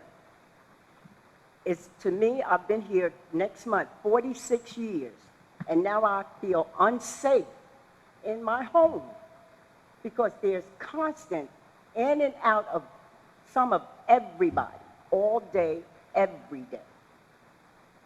And it's not, it just doesn't seem right to me, and I still can't understand how, if a house is on the book as a 1 family, 3 bedrooms, now you have 8, 9, 10 rooms in a house? And you're going to tell me that there's nothing that the town can do? The town is losing money, as a matter of fact, because there's no licenses being issued. So the people are making money. Is these the type of revenue that you were talking about that was coming into the township? Is this what we're getting now? And all the cars are from New York. So that, what, New York now is moving over here? So what is Hillside becoming now? We're no longer a family township? My neighbor, and I didn't know this until one day we were talking, I worked nights, and she said to me, I don't go upstairs to bed until I hear your side door close. She was looking out for me. Now I have to look out for whoever's running up and down the street. And I have plenty of videos, and I have plenty of pictures of the electrical equipment going into the house, the plumbing equipment going into the house. My husband had to drag me in the house because I got so upset. I was actually standing on my front porch videoing them. And they don't care. Then they come up to you and is your house for sale? You selling? You know, so what are the council doing? What is the resolution for this? What are we going to do? Are we going to let other people come in and just take over our town? And not only am I here from Morris Place, but a lot of my Morris Place neighbors are here because we're tired. I can't sleep at night because the light from across the street from the one that's off and on all night long. I'm not getting any answers. Dave, you did come down to my house. My husband said you came. I was at the 9/11 memorial, so I wasn't home. So he said you did come down and you did question him, so I thank you. But we need to do something. It's my house, it's my block now. When is it going to be your block? When are they going to be next door to you? So I do believe we have addressed this with the administration. Even at the last meeting, we talked about this. So I don't know where the administration is at with this. Ms. Smith, do you have any insight as to where we at with this whole process? Or? Council President, if I may, I can take that. So I'm actually, and you're right, we did talk about it the last time we were here. I did indicate that the law department is in fact working on legislation regarding boarding houses as we're speaking, and as I am listening to the resident, I'm sending a text message to my staff for an update on the status of the legislation that we will put before this governing body shortly. So. Council President, can I ask you a quick question on this? I was able to drive by and see the houses. I took pictures myself. I sent it to the realtors that I know in town to see if they knew who the owners were. But I imagine, B.S. Smith, that this will be a code enforcement is the easiest first step, to just go there and start issuing, whether it's stop work or tickets or anything. I don't know if I'm right on that, but maybe that would be the first, before the ordinance is done. I'll have to get the addresses to see if they've already addressed it and issue a stop work order. And what happens when a stop work order is issued, it's mailed out to the property owner, and they have the capability of appealing it or coming in, paying the fines, and submitting the paperwork.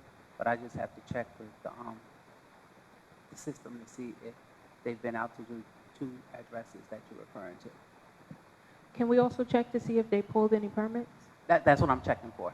Oh, okay. Yes. Because I know the other lady was here last time, so I didn't know if that was already done. No, I haven't seen any permits anywhere. Well, sometimes they won't put the little placard in the window because the yellow placard is for the benefit of the homeowner. So sometimes they don't put it up there because on the back reverse side, remember Councilman, it tells you not to make final payment until you've had your final inspection. So it's for edification of the homeowner, and some homeowners just don't post it. And if you can't get in touch with the owner, once again, a stop work order. They said, you all would be amazed how people ignore that, especially when you're dealing with the LLC. And unfortunately, the construction official just can't go in there. Do we need to pass a law for him to be able to just go in there? I would have to consult with the legal attorney to see if there's any constitutional rights, and maybe we can put something together. So if that's possible legislation that will actually give us teeth, I welcome it. Because I went out there for the first one, and because they had been out there, she thought code enforcement had not been out there, but they had been out there, they were reporting back. So one day I went out there with one of the code enforcement officers, and we just so happened to get a guy who was working, and he didn't speak good English. So he let me in, so I was able to walk through, and Art followed up with it. But sometimes, like she said, the contractors are there, they're like, we're not the homeowners, we can't let you in, unless you come across one that's like, doesn't know what's going on. But I'll follow up with you, Ms. Davis. But isn't there something in our code that talks about either when a home sells or when an apartment becomes vacant, that the town has the right to do an inspection or something before? And actually that ordinance is going to come back so we can change the wording, but we have the certificate of continued occupancy that you should apply for prior to the transfer of ownership. But again, people do that. You have a lot of cash deals, they just do it. And then we also, the governing body adopted the certificate of habitability. So if someone buys a property, no matter if it's a one-family or a two-family, but if they buy a property that they are going to rent out, we then have to go back in and inspect it before they can have the people move in. and that is on the application, and when the CCO is issued, it's written on there if you plan on, because we know we have a lot of investors, just like Chime said.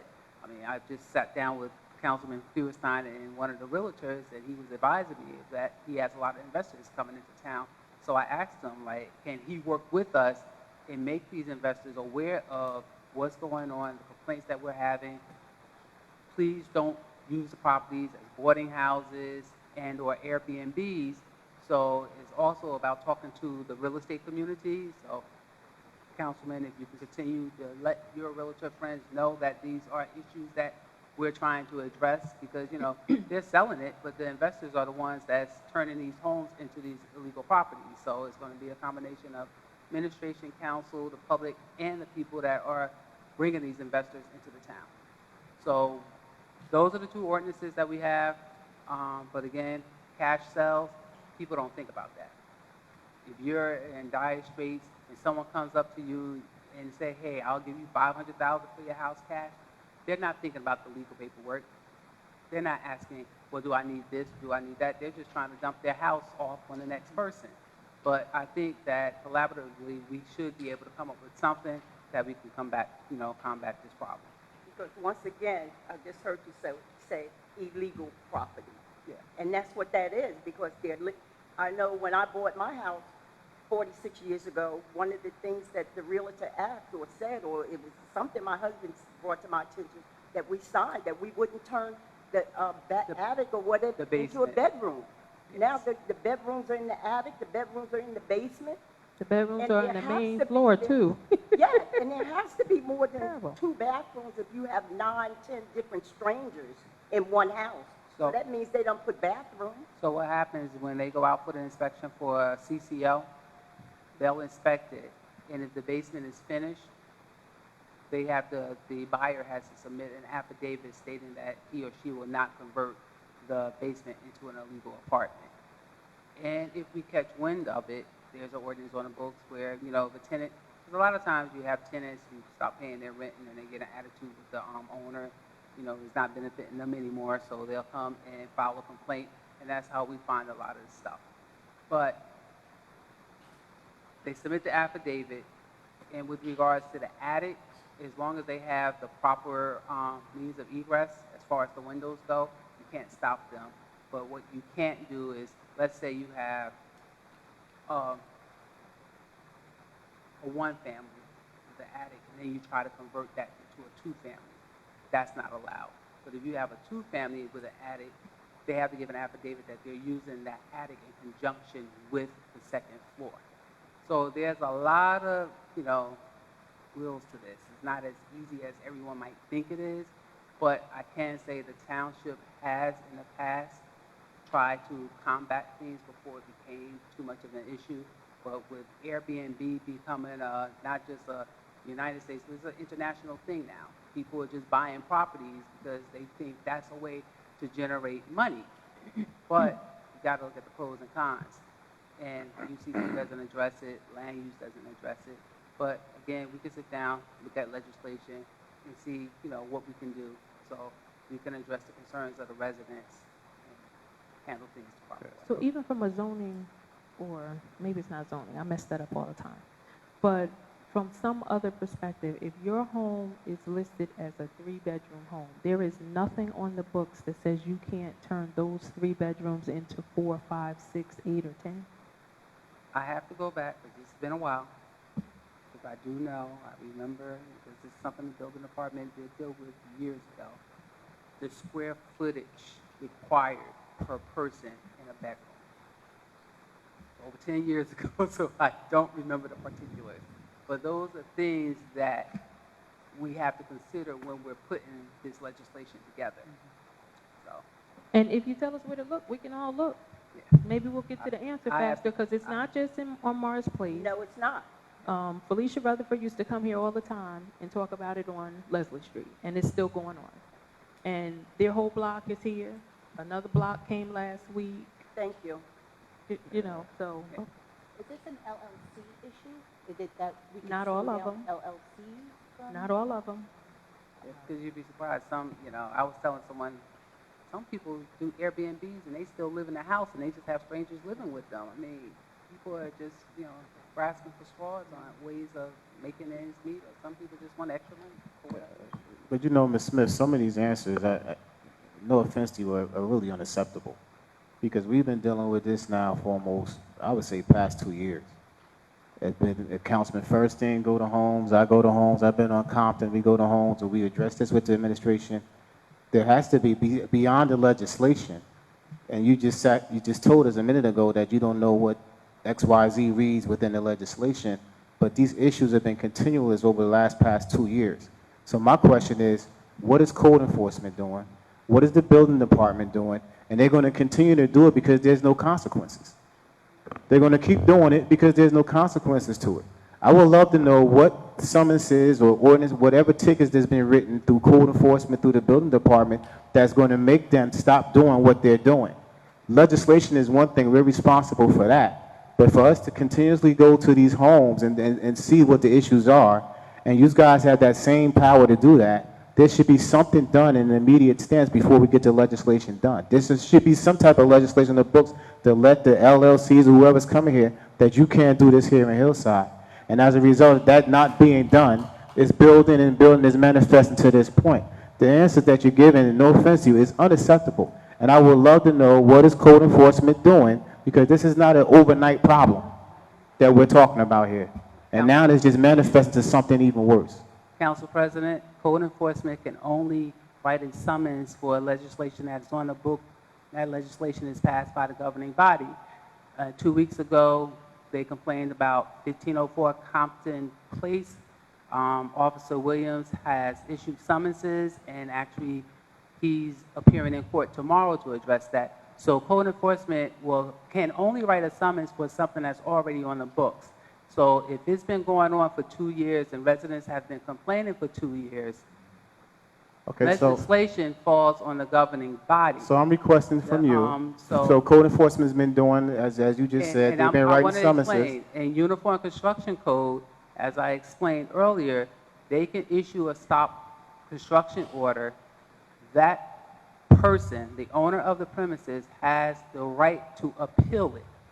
They go before a separate body that's formulated in the county. There's no one from here. And they appeal it, and then they do it. So code enforcement is out there doing what they're supposed to do. They can't write a ticket for someone operating an Airbnb if there's no legislation. They can't write a ticket about a boarding house if there's no legislation. So we have to work together. Okay, I'm requesting from you, for the last 6 months, just 6 months, the tickets that code enforcement has written in reference to these properties. Can you provide that to the council for the next meeting? I sure will. Thank you. How many people do we have in code enforcement currently? Because I know 2 years ago, this body, members of this body, gave the administration more money to beef up code enforcement, right? How many do we have now? We have a full-timer and a part-timer in the building department, and we had a full-timer in DPW, but that position now has to be replaced because it's vacant. So we don't have enough. All right. Thank you. Oh, Council President, can I get copies of those too? Because I know that 1588. Yeah, report that to the entire body, the entire council. Yeah, because they had a hole in the building, was trying to enter through the basement. So. Can I just inquire one quick thing on the code enforcement issue? Maybe we can have, how much are the tickets for this violation? We can include that, because maybe it's not enough. Maybe we need to increase, make the penalty more substantial. The minimum for property maintenance was established more than 15 years ago at $250 for the first offense, and it maxes out at $2,000. Okay, maybe to consider at the next meeting, Council President, if you want to increase that, because if you have 15 boarders at a few $100s, maybe they don't care about the penalties. Maybe that's a different problem. We can look into it. It's a great suggestion, but I'd like to see what they're actually writing to as well. Is it becoming a public safety issue? The police can't go there? Public safety, parking. I will have to speak with the OIC to see what their powers are. Council President, before Ms. typically the fire department. Before Ms. Faye speaks, if I may, I'm sorry. Councilwoman. I'll cut you off. Sorry about that. For everyone that's here tonight from Morris Place, and I know that there's also someone here from Compton Terrace that has the same issue, is it possible that, hope that they can leave their name and phone number with you, and that tomorrow you can at least follow up with them instead of them having to wait to the next council meeting to get a response? In addition to that, can you also, after speaking with them, to shoot an email to the council so that we'll be abreast of exactly what were the results from, what the outcome from tonight's meeting? All right, That's thank fine. you. Cool.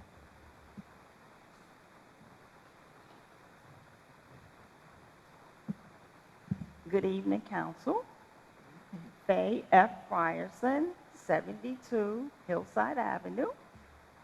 I'm a 24-year resident, and I have a couple of things. First, I want to acknowledge and thank you guys for, cooperating with the administration, and it looks like we're moving in a positive direction. We got a lot of hurdles here, and I'm about to tell you about the one on my block. 69 Hillside Avenue is an Airbnb boarding house on the side, and the folks that go through the back door are probably, I don't know what they are. So you just see people coming in, the work truck come pick them up, some goes on the side door, some go in through the back door, and the Airbnb people got a little code and they go through the front door. Yes, I have a Ring camera, Ring doorbell, anything you want, I can get it for you. Again, to Mrs. Davis' point, then it causes issues with parking. Okay, I have a two-family. I occupy the whole house. Yeah, I got 3 cars. But if I want to park in front of my house, I should have that opportunity, not with somebody across the street at 69. And when it's time to get the street cleaning, in front of my property doesn't get cleaned. And to that point, I am notorious for sending my Hillside Police Department an anonymous tip because I don't know who else to contact. So if you guys have information, let me know. Sometimes they come, sometimes they don't. But I don't feel that once the person moves his or her vehicle that I then have to go out and clean because they left it there all day Thursday. That's the other issue. We have to do something about people leaving their cars on Hillside Avenue on street cleaning day. It's a county road. I get it. There's a lot of traffic, but something has to be done. The trucks are coming, the parents picking up. I am right there at, Hillsdale and Hillside, right at the deli. You have the people that do the, I can't even think of the name, they park in the old building on Liberty. They do the landscaping.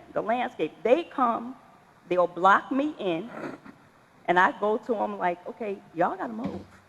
I'm trying to get out. I got a 2-car garage. I need to get out.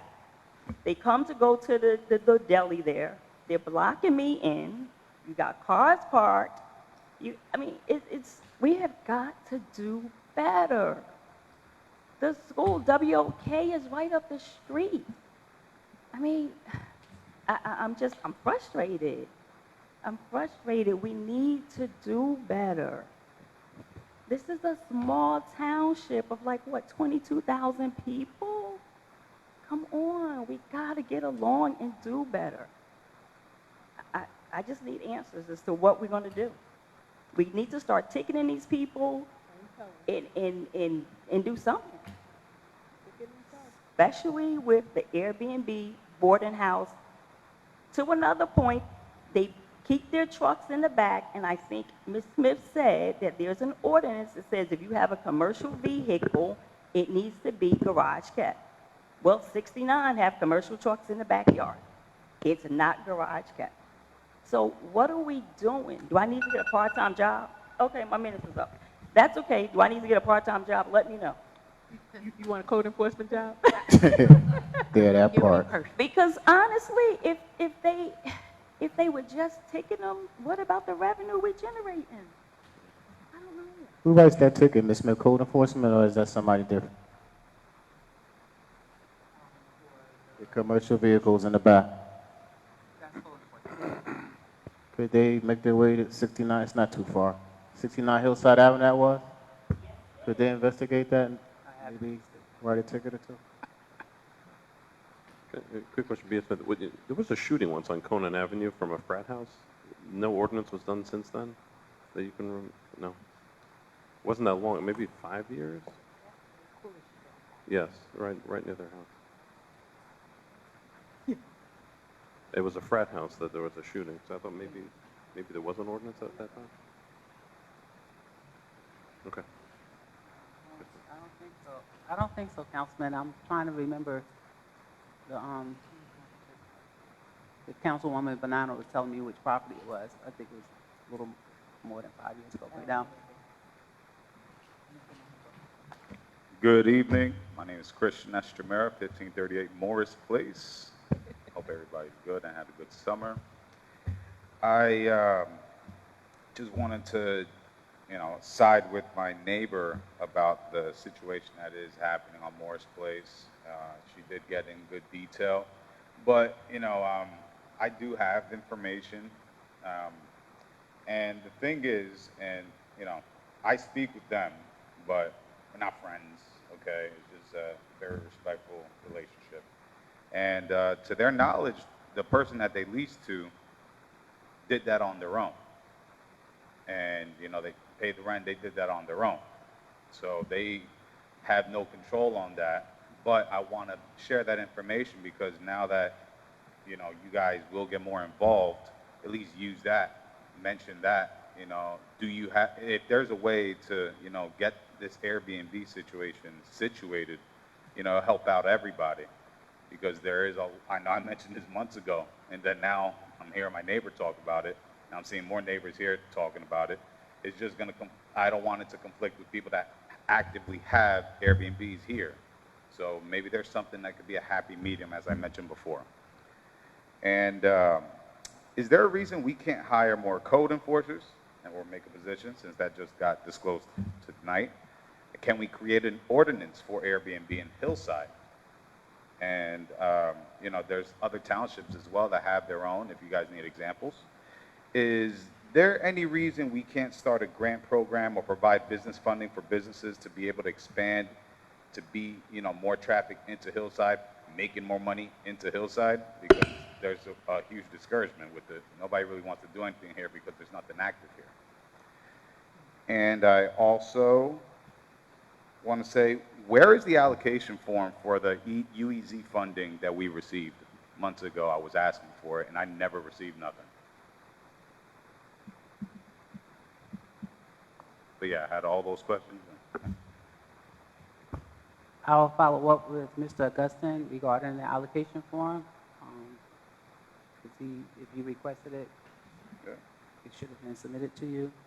As far as the grants, I'll go back to UEZ. When UEZ was first formed, they used to provide funding to businesses. A couple of them skipped out on their loans, but so that is something else that I will speak to Mr. Augustine about. Can we hire code enforcers since we're not having any? Can we put that in a budget and create some jobs with that, maybe? Yes, that's what we just discussed. We have to put another, replace the one that no longer in DPW. Okay. All right. And there was a lot that was just purchased right there, the corner, the Bloy Street, and Hillside. I think I'm saying that wrong. Long and Bloy, right here in the corner. Who would I coordinate with to see if to utilize that little space for anything? Are you referring to the ordinance that was Right in just- front of the Randy's hot dog. Oh, that piece of land. Where the park is, that they put all the trees and They the put a little flowers. bench there, but it's still that gravel to there. And the veteran thing, just last year I helped coordinate the whole thing with the veterans part, now that there's a committee, are we going to be in charge of that? Would the council be in charge of that part? That's something that we'll discuss during the committee, and then I have your information, so I'll be reaching out to formulate that now. Gotcha, thank you. But, I will have to rent out that space. yeah. Well, it's not rent out, so like, it's good real estate. It is good real estate. So there's ways to make money. Everybody can make money in that spot. I mean, whoever I could speak to about it, you know. You can come and speak with me. Cool. No Okay. problem. All right, well, thank you guys. Good evening. Thank you for your time. I have a question. When you say the property by Randy's, are you talking on the side of CVS or on the side going to the shop? No, the side of ShopRite. Of ShopRite? Yeah. The lot where he has the trucks? So he has his trucks, but there's gravel that Yep. is acquired by here now. Mhm. And then there's that space with just a bench and bush that costs a good amount to the township. I just want to share that there's good idea with that everybody, you know, can get involved in. Township, even Randy wouldn't get bothered. I'm just saying I have a good idea. So Okay. I'll communicate. Thank you. Thank you guys. Thank you. Yep.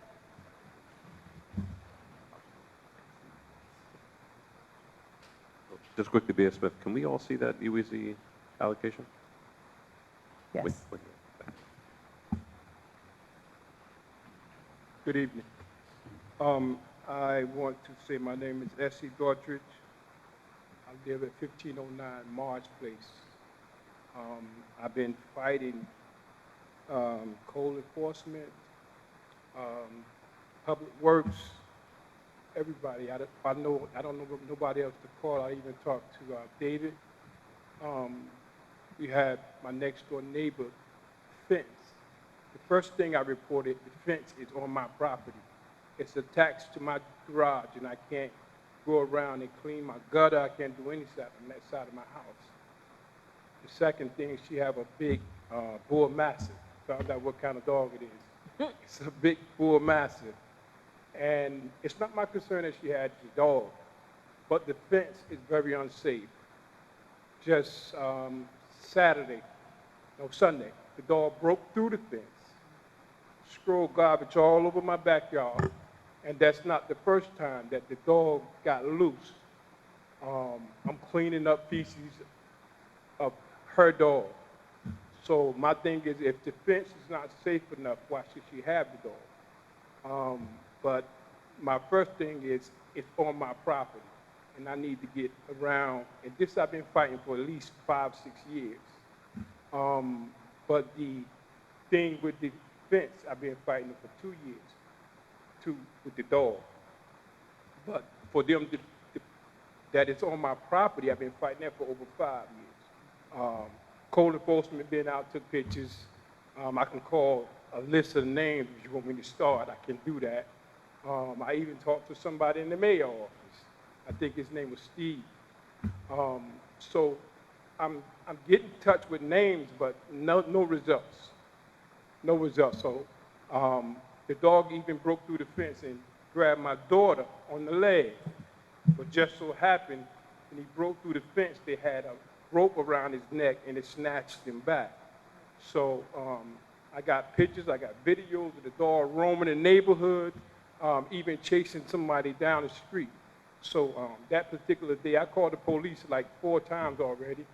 Police reports is in place, and nothing is being done. Council President, I have a question. Do you have a copy of your survey of your property? No, I don't have a copy. I think that's a step that you need to start with, because that's going to identify where's the property lines. Because just saying that this fence is on your property, that's just word of mouth. So I think that's to get the ball rolling. I think that you need to at least, get a copy of your land survey. Isn't that from the town hall have those measurements? Mm-hmm. Yeah, we had talked about getting the survey so that we know where the fence line is, and then the building department might be able to help you find one if you don't have one. Yeah. Okay. The survey would only be on file if you did work where a survey was required, but we don't have surveys of everyone's property here. But if I can get your name and your address and your phone number, I'll follow up with you tomorrow, sir. Okay, no problem. So when people purchase their homes, they don't have to provide that or get it from? No, they just file a deed. They We don't have to did. file their survey.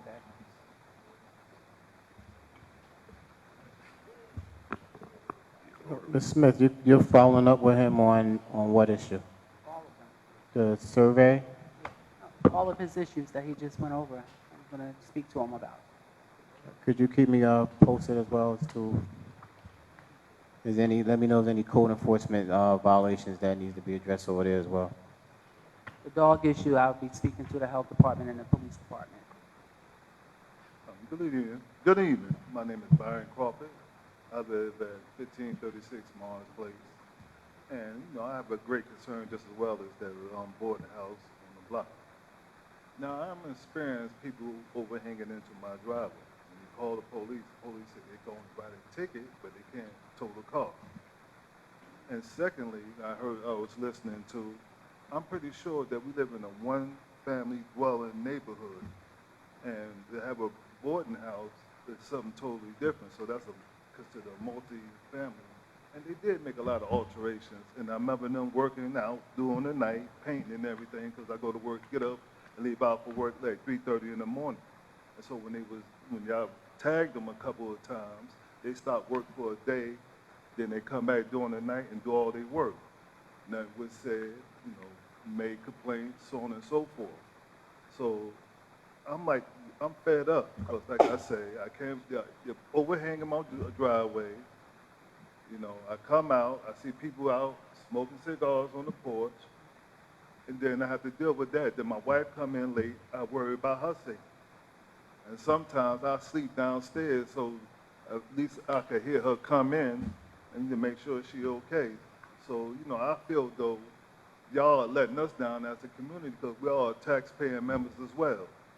And to allow an LLC to come in and put up something like that, because when I moved into my house on that block 5 years ago, y'all came out and inspected my house. You inspected before I got there. But when I bought the house, it's a 3-bedroom on books, but it was a 4th bedroom. I was told I had to take it out. I had a 3-piece in the kitchen. Bathroom, I had to take the tub out.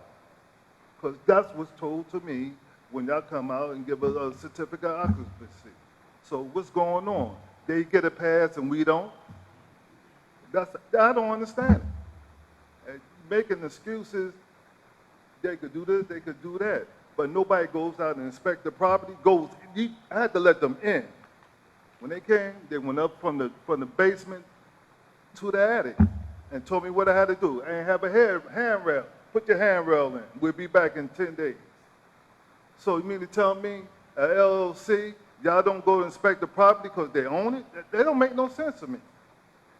None whatsoever. You're making excuses, but nobody making resolutions. So what's going on? They get a pass because they're spending money? We spending money too. We pay taxes. We purchase homes in the city. And then for what little kids on the block, now you got to stay out on the porch and watch your kids because you don't know what character's coming down the street. I just don't understand it. And nobody got an answer to it. They get a pass. I'm really frustrated. Sometimes I race home just to try to get a parking spot. I mean, I really don't understand it. I hope we could do better, and I hope this will be taken care of. And it's going on too long. I come out work. I keep my baseball bat by the door.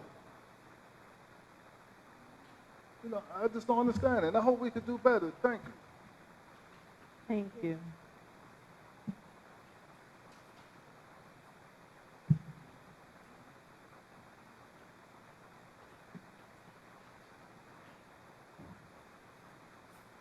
Good evening, Council. My name is Benny Williams, 1524 Conference Church. My second time being here. As everybody on Mars Place are voicing their concern, we don't want to hear any more excuses. It's time for excuses are up. All right? And I told somebody before, I'm not going to come back to the council anymore. I'm going to the county. If nobody can give us any type of answer that we that's protecting our neighborhood. This is a quiet town. All of a sudden, everything's blown up. You know what I mean? A lot of services that we can't get. I mean, when I see something wrong, my first thing is to call DPW, call the police department, everything else. I mean, couple of months ago, there's a dead tree on Dora Avenue. I called when the branches started to turn brown. I called DPW. Oh, we're going to send somebody out there on Monday because the guy's on vacation. He's going to come in and inspect the tree. Now the tree's dead. The tree's still standing. Now the winter's coming. Snow fall on the tree, ice fall on the tree. That tree's going to take out these 2 different houses and the power line. What are we going to do? I keep complaining. The people in the neighborhood, because we pass the tree every day, you know what I mean? And people in the neighborhood complain about the street cleaning. The streets are not being cleaned. You know? Everybody complaining. Somebody called me twice today. Hey, you see the street sweeper? No, I didn't see him yesterday either. Come on. This town used to be a different way. I've been here 30 years. My house been in the same family for 50 years. This town is going downhill, slow. Somebody got to do something about it. And the people, you know, like sometimes people don't want to complain. That's why sometimes you look around, a lot of people don't come into the council meeting. They don't want to complain. I don't know why. But see, unless everybody's complaining, I think if everybody complains, you guys are really going to have to do something. You know? It's getting too much. You know what I mean? Hey, there got to be a better way. Thank you. Thank you. I got the street sweeping complaint today as well from 2 of my neighbors. Are our street sweepers working, Ms. Smith? Yes. Yeah, I got the same complaint today about the street not being clean. And one of my neighbors stopped the street sweeper, and he didn't come down our block, and he said they didn't do it because they were short-staffed, so they weren't doing our block that week. When the ordinance clearly says that they're supposed to come every other day, alternating days. That's a bad message to send to the citizens to let them know that we're not doing it. And to what you just stated, there's nothing wrong with the street sweeper. So there's short personnel there as well, and the streets are not being cleaned. The council need to be advised as to what's going on with the street sweeper so we can have an answer to our constituents as to what's going on, why the streets are not being cleaned. But remember, if we can't get the department heads to show up at our council meetings, we can't get the information. We can't relay the information. They're not answering us. There's only so many emails we can send. So we're trying. We hear you. We hear you. We feel it. We live in this town. Every one of us, I'm here 50-somewhat years. I went to the elementary schools. I see it. I feel it. I am embarrassed. But if I can't get the darn department heads to show up because the mayor is telling them not to, then there's a problem. And we need your help. We need you to come to every council meeting and ask the same questions over and over until you get your answers. Because we are doing it and we're not getting the answers. And I'm sorry that I'm emotional. But I'm tired of hearing the same thing from my neighbors, from my parents that still live in this town. We can't get the information because they're not willing to share the information. Okay. Good afternoon, everyone. My name is Janet Chavis. Oh, evening. Feels like I've been here for quite a few hours. But anyway, I live at 1521 Morris Place, Hillside. I'm here for a number of reasons, and actually this is my first time standing in front of you and speaking about my concerns living on Morris Place. I've been there 37 years. Morris Place has 13 homes. It's a one-block street. There are 13 homes, 12 on one side, one that butts the dead end, and then the other 12 on the far end. I have many, many concerns, and as over the last few months, I've noticed so many things since I retired. I retired about 3 years ago. And since I retired and I'm home during the day, there are really a lot of things that I've noticed that are concerning and depressing. One of the things that I first noticed was that there were so many cars on such a short stint of a block. And we don't have that many houses. We don't have houses that are filled with multi-generational families. So it's quite confusing that there would be so many houses on such a short, tight block. So much so that there are times when I'm not able to park in front of my house. Of course, I have a driveway, and of course, I don't own the property in front of my house. But should something happen, should the sidewalk crumble, I'm responsible for that. I'm responsible for someone falling and hurting himself in front of my house, but I don't have rights to park in front of my house. Secondly, let me just say this. 7 years ago, I was hijacked. I was carjacked in my driveway, coming home from work. There was someone on Mars Place, and I was carjacked leaving Newark Public Schools on a Sunday evening working because I was an administrator, working late at night, preparing for principals to come back the next day. I was coming down my street, and as I got out of my car, I heard a ch-ch-ch-ch-ch-ch, and the person said, "Give me your keys, give me your keys." I felt something in my side.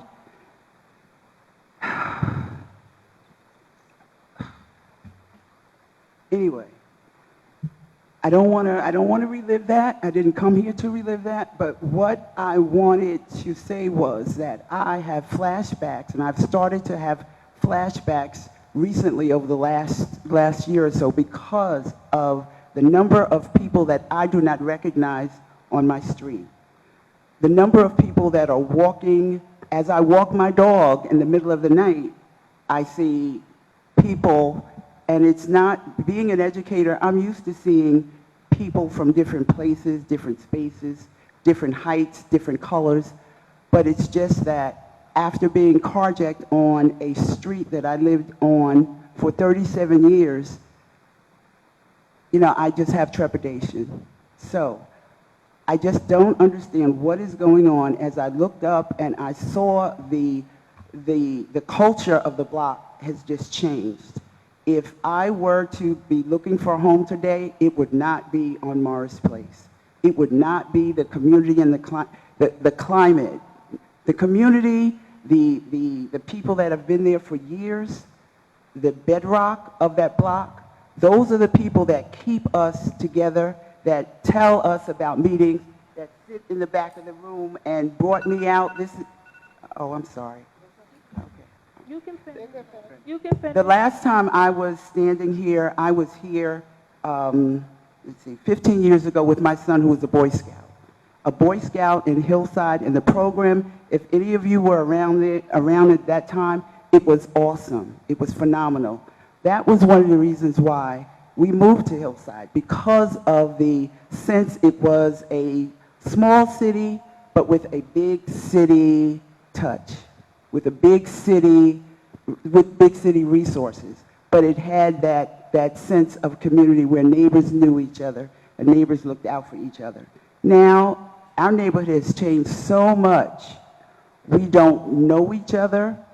We try, those of us that have been there for a while, we try to look out for each other, but the culture, the climate, the number of Airbnb, and the thing is that I use Airbnb when I travel, but I'm concerned because it's just different.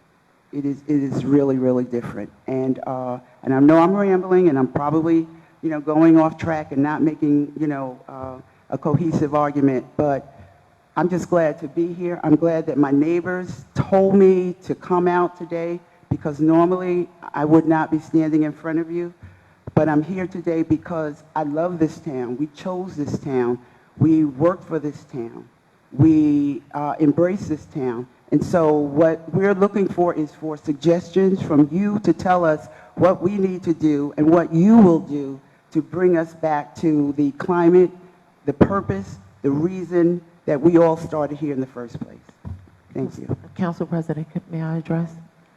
One of the suggestions, just based off of what I'm listening to from the residents that live on Morris Place, I think that it's starting to come down to a place where you all maybe need to start petitioning for permit parking. I think that that would be a great choice for that block because you say there's only 13 homes on the block. So it looks like that might be, you know, something that, as a suggestion. And I understand what you're saying, and as I hear you speak, what comes to mind is that we have to be penalized. We are being penalized, so in essence, by having to pay to park on a street that is structured with few family homes, we're penalized because we will be the ones that will be paying to live and park on our street. But if that is the only answer, I don't know how that's going to fly. I don't know if that's going to cause those people that would normally stay there, senior citizens that don't have money and resources to pay for parking, but there's not a your point cost is- for the permit parking. There's no Yes, fee? There's a yes, fee for everything? Yes, No. there is. There is. For the No permit fee? parking? Oh, okay. Well, then I stand corrected. Thank you. That's good to know. Okay. All righty, There is- something there to is a consider. fee. There is a fee. Clarify if I there's think there's a fee. There is a fee. Mister, there's a fee for permit parking? Is there a fee for permit parking? Yes, it's either $5 or $10. For $5 or $10 for what? A year? Yes. Oh. Okay. I think some of the ordinance, I can't even some go of to the streets, they McDonald's for allow one $5, per but household. okay. Thank you. Oh, so. No, it's, no. That wasn't how it was on Eastern No. Parkway. I think that we just need to get the correct We'll look into information. it. But that's my, that's just my suggestion. I think that it may be something that'd be beneficial until we get this issue resolved because we don't know how long it's going to be. But I think that it's just a suggestion. That's it. Any other questions or comments from the public?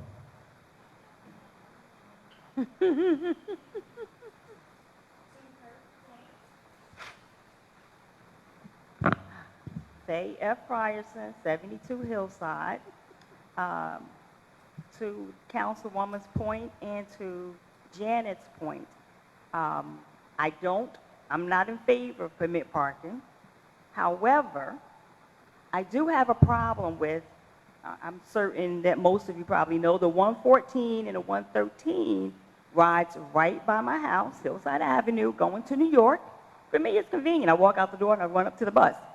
For all the other folks that come and park really close to my driveway or potentially block the driveway, and you can even check, because I've had the cop come and say, look, he's this far in my driveway, give him a ticket, We do need to do something about other people taking the bus and parking, because then we as a residents cannot come home and park our cars because they're taking the bus into New York. They're not getting off till 6 or 7. Where do you park? So again, because what if a family member wants to come and visit me, then he or she doesn't have a permit to park. So, okay. But honestly, on a different note, they still can't park. I have to open my gate and let them park in the driveway. But we do need to think about how can we control that? Hillside, parking is a commodity, I get that.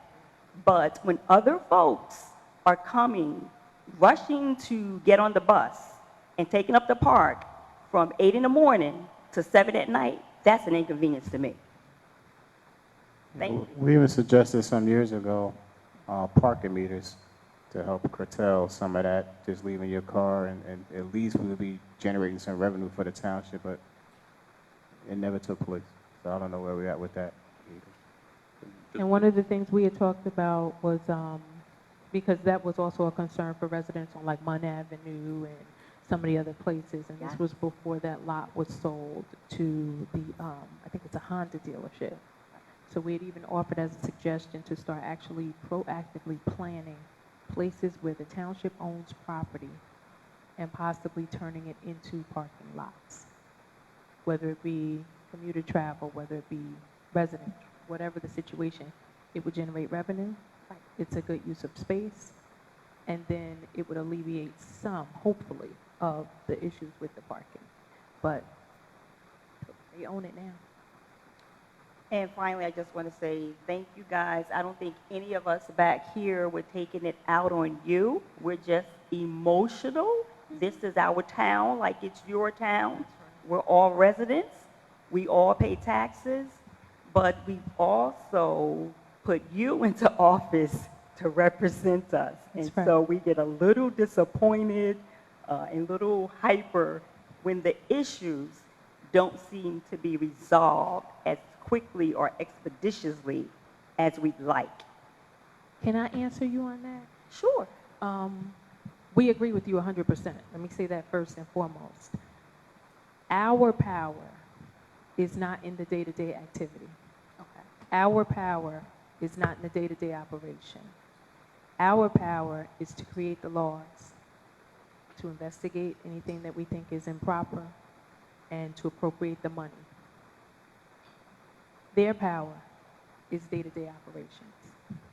We can't even rightfully just call an employee and give a directive. That's outside our authority. Okay. So we understand the frustration completely because we have the same frustration.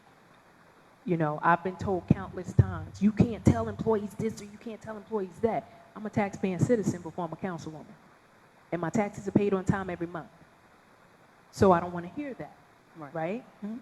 But as a council person, I'm limited in who I can call and what I can say and what I can do because I'm elected. But at the end of the day, as tax-paying citizens who vote on the budget, if we keep hearing that there is an issue that code enforcement is not addressing, that the ticketing is not addressing, that the buildings department is not addressing, year after year after year, we might have to think about some changes that we need to make when we vote. Because we don't have any control over day-to-day operations. Well, all I'm going to say is I would hope that you guys would consider implementing changes, ordinances, laws, whatever, so that we can hopefully continue to move forward and make this the town that it used to be. Well, just to piggyback off of that, we share your frustration because we hear the concerns and we bring the concerns back to the administration. And even to the point where we feel as though we're giving more money to take care or alleviate that problem, and then we hear 2 years later that that problem still exists. For me, there's no excuse why code enforcement is operating the way it's operating. It's unacceptable for me. Because I know when I sat there on the finance committee with myself, Lisa, and Rob, that we specified that was one of the things that we wanted to see beefed up in this township because we got so many complaints about it. It's gotten worse. So that does not fall, and we're not alleviating ourselves from it, but we try to put the things in place to make the township work.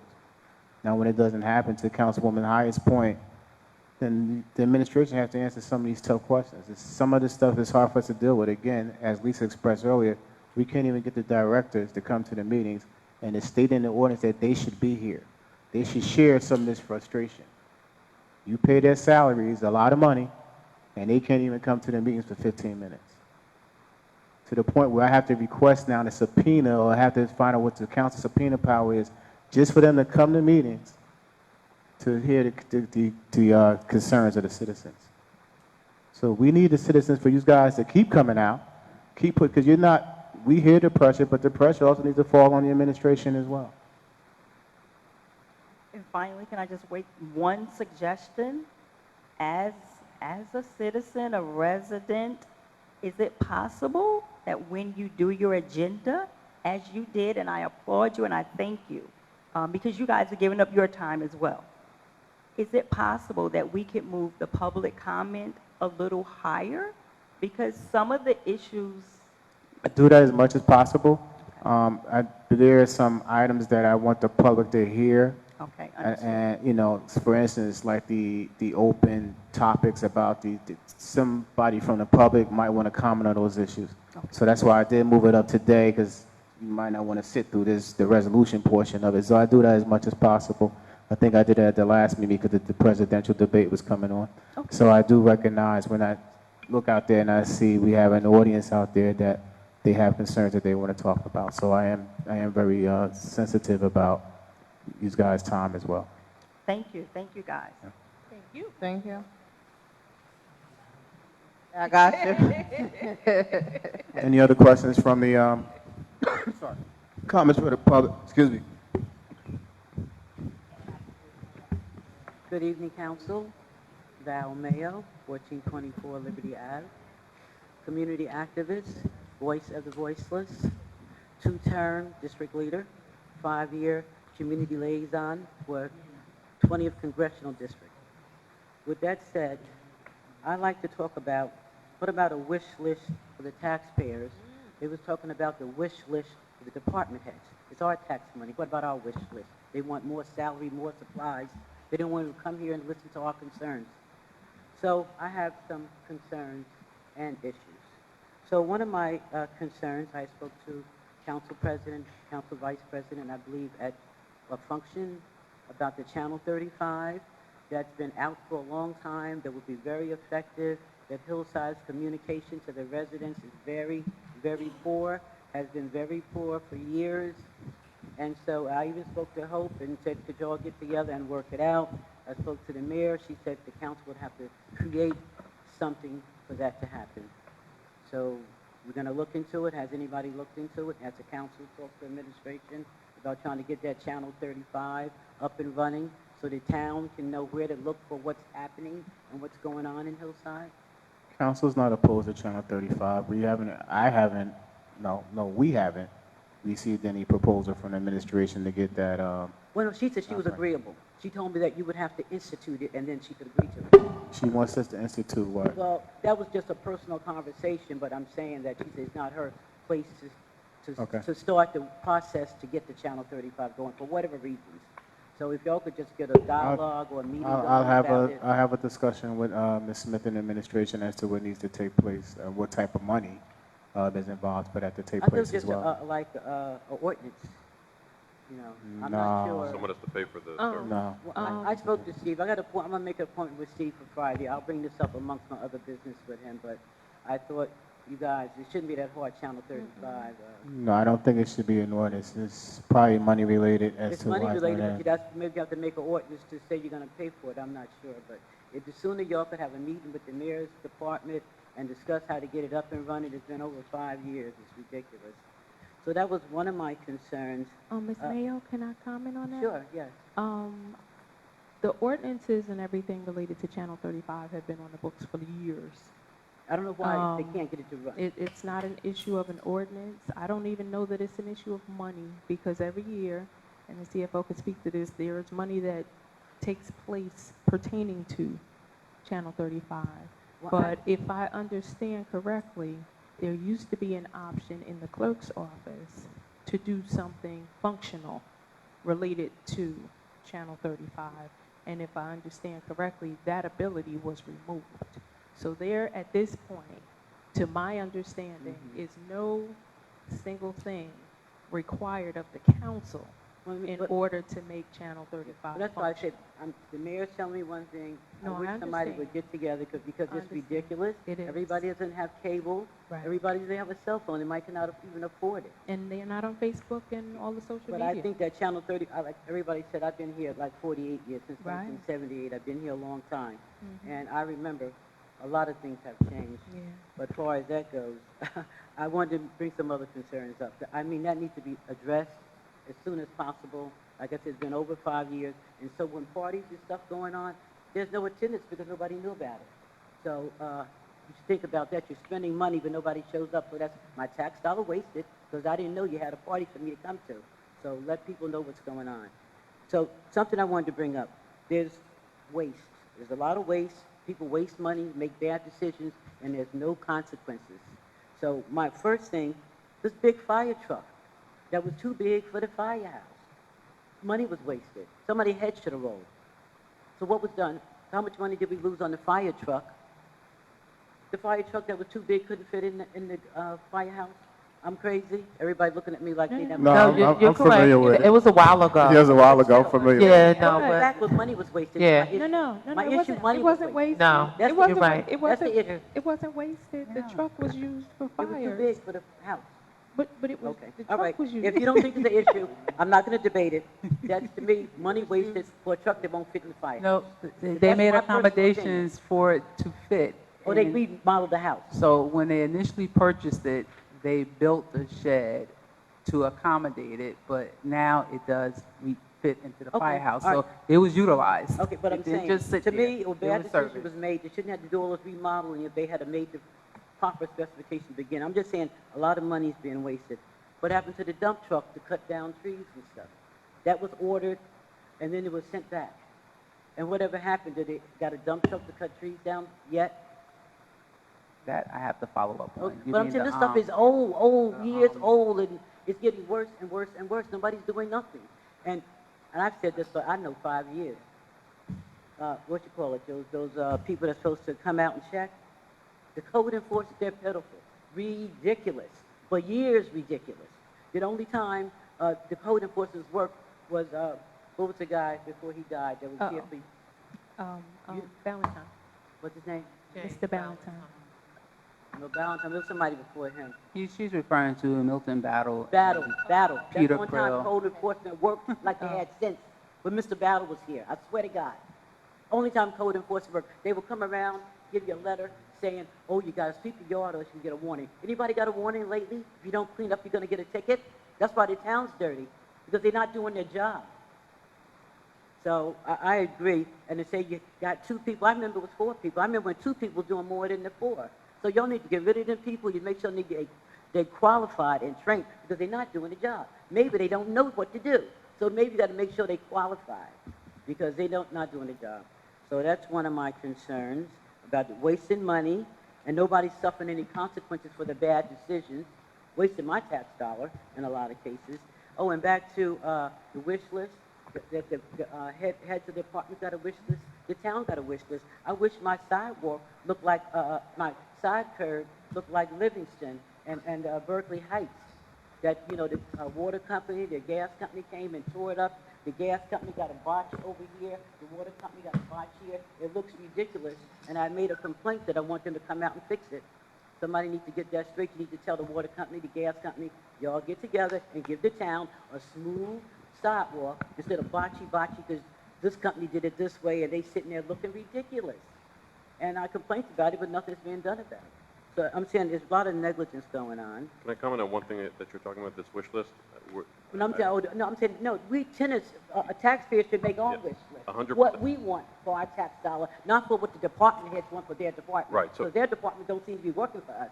What we were trying, I had spoken about a month ago to the administration about doing the ward meetings like we did years ago, where the entire ward can come out with the department heads here, whoever needs to be here That to have the work, meeting. we'll work on that. Waiting But to hear something needs back, happen. Everybody but gonna that would be very beneficial. Yeah, nobody wants to live here anymore. It's getting really bad. So, Ms. Mayor, I don't know how long your wish list is, but No, I don't have a wish list. Okay. No. I'm saying my only wish list was that y'all would handle it. You know, Okay. we've been complaining for years about everything, and you listen, you can't make the people do it. No, I just was bringing some concerns and stuff, like I said, about the wasted money. Nobody's doing anything about the wasted money. You got code enforcement haven't done the job in years. And why they here? Get rid of them. Get some people that's going to do a proper job. You know, that's my position. I think I've went over all my concerns, and I think that's it. Have a good evening. Thank you. Thank you, Ms. Mayor. Annie Davis, 1544 Morris Place. Who is in charge of writing an ordinance? And how long does it take?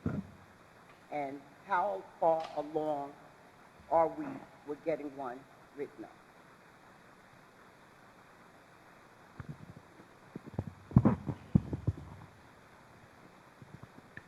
The law department will write an ordinance at the request of either the council or any director.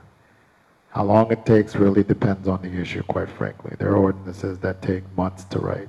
There are ordinances that take a day to write. So it really depends on the issue. And if you could repeat your third question, please. How far along are we? Have we started writing one One what? Which one? for boarding house?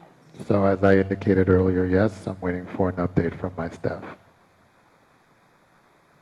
Would you repeat that? I didn't hear you. So as I stated earlier, yes, we have begun to write it. I'm waiting for an update from my staff, which I will probably have tomorrow. Okay. All right. Thank you. Any other questions or comments from the public? Seeing none, motion to close public comments. I move. I get a second. All in favor? Aye. All right. Thank you, public, for coming out this evening. Feel free to stay for the rest of the meeting, but thank you for your comments as well. Resolutions. R 24-207, authorizing the tax refund overpayment. Can I get a motion? I move. Can I get a second? Any questions from council? No. Roll call, Council. Madam Clerk. Councilwoman Bonanno? Yes. Councilwoman Fierstein? Yes. Councilwoman Hyatt? Yes. Councilman Joyner? Yes. Councilwoman Saxton? Council Vice President Rios? And Council President Epps? Yes. Motion to pass R 24-207. R 24-208, authorizing refund of premiums for tax sale certificates. Can I get a motion? I move. Any questions from council? Seeing none, roll call. Councilwoman Bonanno? Yes. Councilman Fierstein? Yes. Councilwoman Hyatt? Yes. Councilman Joyner? Yes. Councilwoman Saxton? Council Vice President Rios? Council President Epps? Yes. Motion passes for R 24-208. R 24-209, authorizing payment of accumulated severance liabilities, Dwayne A. Brown. I'm sorry, Dwan. Dwani? I'm sorry. Dwani I A. move. Brown. Second. Any questions from council? Seeing none, roll call. Councilwoman Bonanno? Yes. Councilman Fierstein? Yes. Councilwoman Hyatt? Yes. Councilman Joyner? Yes. Councilwoman Saxton? Council Vice President Rios? Council President Epps? Yes. Motion passes for R 24-209. R 24-210, emergency procurement of repairs to Township of Hillside automatic transfer switch for 911 generator in the municipal building pursuant to NJSA 40-A:11-6. Can I get a motion? I move. Any questions? Yes, just that if we get any grant money for generators, that it be applied here. I know it's not a loan. I'm done. Any other questions or statements from the council? Roll call. Councilwoman Bonanno? Yes. Councilman Fierstein? Yes. Councilwoman Hyatt? Yes. Councilman Joyner? Yes. Councilwoman Saxton? Council Vice President Rios? Council President Epps? Yes. Motion passes for R 24-210. Council President? Yes. For 211, there's no sort of funds with that because further down, we have the resolutions 217 and 218 for those funds. Can we do number 5 after that, and I provide the sort of funds Okay. tomorrow? So you want me to skip 5 for now and come back, right? Do 5 after 12, and I'll provide the sort of funds tomorrow. Right. So currently we're on 5, so I'm not going to do that right now. Correct. Just go to 12 and then get down to 17, 18, then do 5 after that. What? 17. You're just confused. I'm sorry. Skip number 5. Skip number 5, do number 5 after number 12, Okay. and I'll provide the sort of funds tomorrow. Okay. Thank you. Number 12, R 24-218, amending the resolution number R 23-254, requesting insertion of special revenue item into the township budget regarding award of funds from the Federal Emergency Management Agency for the Hazard Mitigation Assistance Grant from the amount of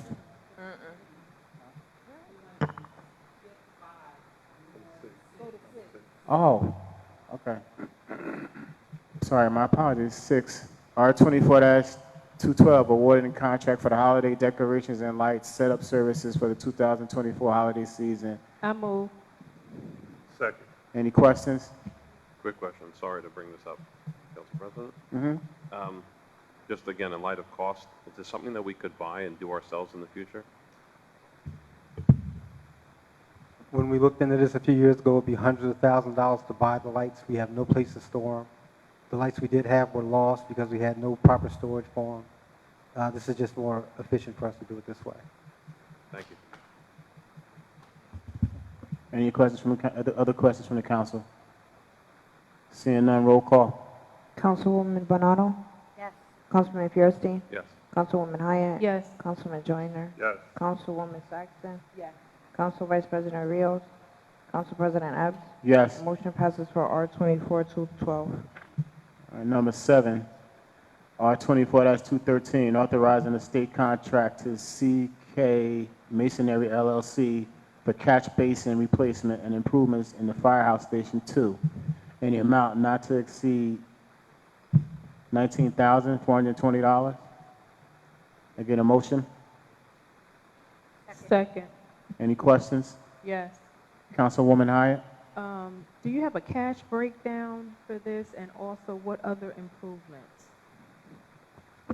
This is a situation where we used a vendor. It went above 17.5, so we're awarding the contract for their entire services so far this year.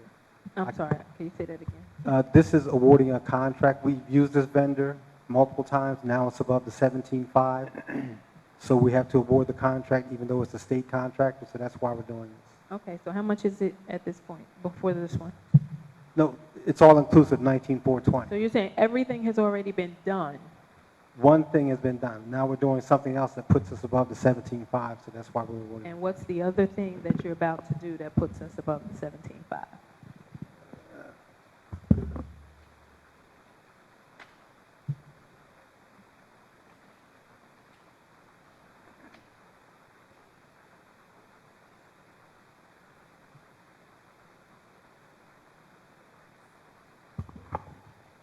$16,920 was used for the basins, and the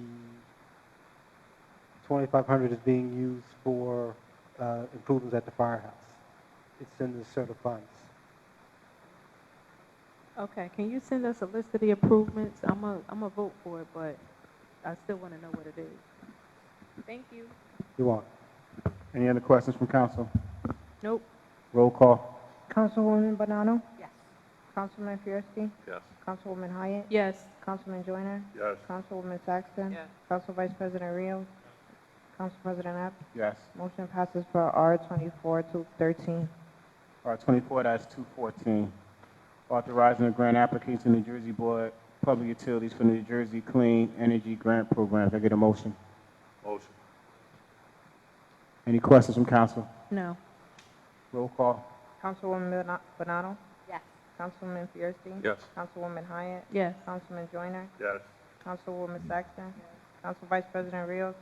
Council President Epps? Yes. Motion passes for R24-214. R24-215, authorizing the acceptance of a grant award from the New Jersey Board of Public Utilities for the New Jersey Clean Energy Grant Program in the amount of $10 million? $10,000.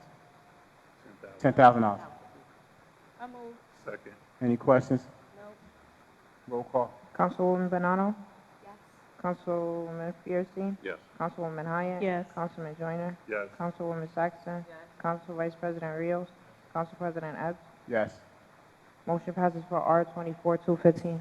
R24-216, requesting insertion of special revenue item into the township budget regarding award funds under the New Jersey Board of Public Utilities for the New Jersey Clean Energy Grant Program for the amount of $10,000. I move. Second. Any questions? No. Roll call. Councilwoman Bonanno? Yes. Councilman Fierstein? Yes. Councilwoman Hyatt? Yes. Councilman Joyner? Yes. Councilwoman Saxton? Yes. Council Vice President Rios? Council President Epps? Yes. Motion passes for R24-216. Council President, Yes, ma'am. quick question. Yes.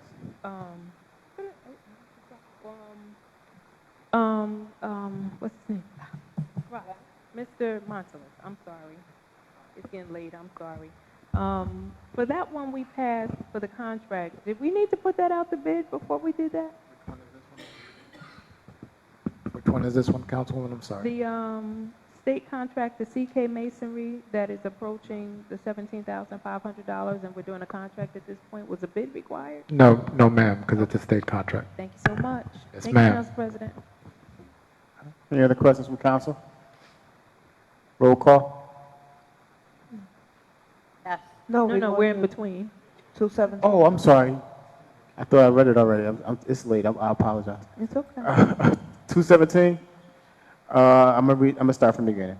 Amending the resolution number R23-253, authorizing the acceptance of grant award from the Federal Emergency Management Agency Hazard Mitigation Assistance Grant for the Town Hall, Library, and Police Department mitigation project in the amount of $533,887. $33,887.01. Two, $581,327.54. thank you, Councilwoman Hyatt. You're welcome.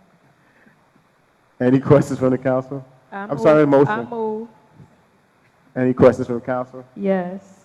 Can we have a copy of the award letter? That's it for me. Oh, it's authorized by FEMA. I'll get that for you. Thank you. A quick question for you, Glenn. Can you just explain what this is? So we're going from 533 to 581 because they awarded a higher number? Yeah, we needed more funds to take care of the resolution in the basement, so FEMA did give us the extra $50,000 or so. And it's used specifically for the basement of the library and town hall? Yes. And the police department? Yes. So nothing else but the... Nothing else. Any other questions? Roll call. Councilwoman Bonanno? Yes. Councilman Fierstein? Yes. Councilwoman Hyatt? Yes. Councilman Joyner? Yes. Councilwoman Saxton? Council Vice President Rios? Council President Epps? Yes. Motion passes for R24-217. R24-218. Can I get a motion? I move. Any questions? Roll call. Councilwoman Bonanno?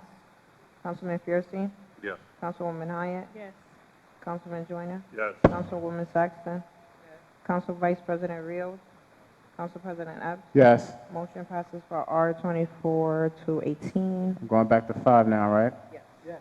R24-211, awarding a contract for Hillside Township Municipal renovations and improvements to AD Group Incorporated, 27 East 33rd Street in Patterson, New Jersey. Get a motion? Motion. Second. Any questions? Yeah. This is for the project we just... Yes. Okay. Now, have you all heard the engineers come out and talk to us and answer any questions? Sick of the engineers have came out and talked to us in reference to Been here for that. any questions? Actually, the person that would have been able to answer those questions is OEM Director, Coordinator Dawkins. She was very intricate in getting this project approved through FEMA, and she has all of the details. That's it for me. Excuse me. Any other questions from council?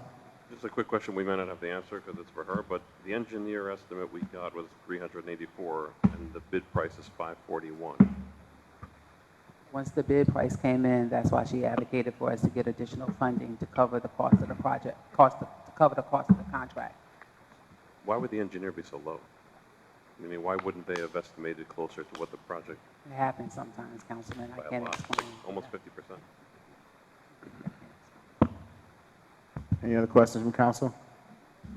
Seeing none, roll call. Councilwoman Bonanno? Yes. Councilwoman Fierstein? Yes. Councilwoman Hyatt? Yes. Councilman Joyner? Yes. Councilwoman Saxton? Yes. Council Vice President Rios? Council President Epps? Yes. Motion passes for R24-211. R24-219, designating Liberty Crossings LLC as the redeveloper and authorizing the execution of memorandum of understanding. Can I get a motion? Motion. Please, second. Any questions from council? Yes. Go ahead, Councilman. Councilman Joyner? I was just wondering, what is this? Memorandum of understanding? This is for 1350 Liberty Avenue. It was deemed the area in need of redevelopment. This is a memorandum of agreement for the developer to develop the project that they had proposed. Is this the same developer that came before you guys the other week to do the all market rate housing? Yes, I think so. The other week? I wasn't here. Yeah, that was the baby wasn't here. It's the same. Yeah, for that block on I don't think I was here when you weren't here It was a Zoom call, right? So It your was- colleague said it's the same people. At the end of the night, let's go. So I'm like, Thank you, Councilwoman Saxton. look, is it the one we had the meeting with in there? Okay, thank you. Any other questions from council? Seeing none, roll call. Councilwoman Bernado? Yes. Councilman Fierstein? Yes. Councilwoman Hyatt? Yes. Councilman Joyner? Yes. Councilwoman Saxton? Yes. Council Vice President Rios? Council President Epps? Yes. Motion passes for R 24-19. Thank you. Can I get a motion to adjourn? Could I do a walk-on? Shoot 'em.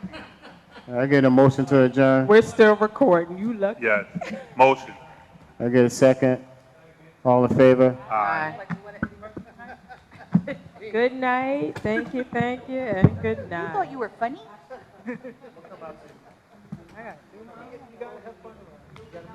Not at 10 o'clock. I like my comedy early. You like it early? Sound out. Slide on through. Bring some cake. Bring some cake. Okay, let me tell you, what's up with that? What's up with that? You understand what is up with that? They put up the 13.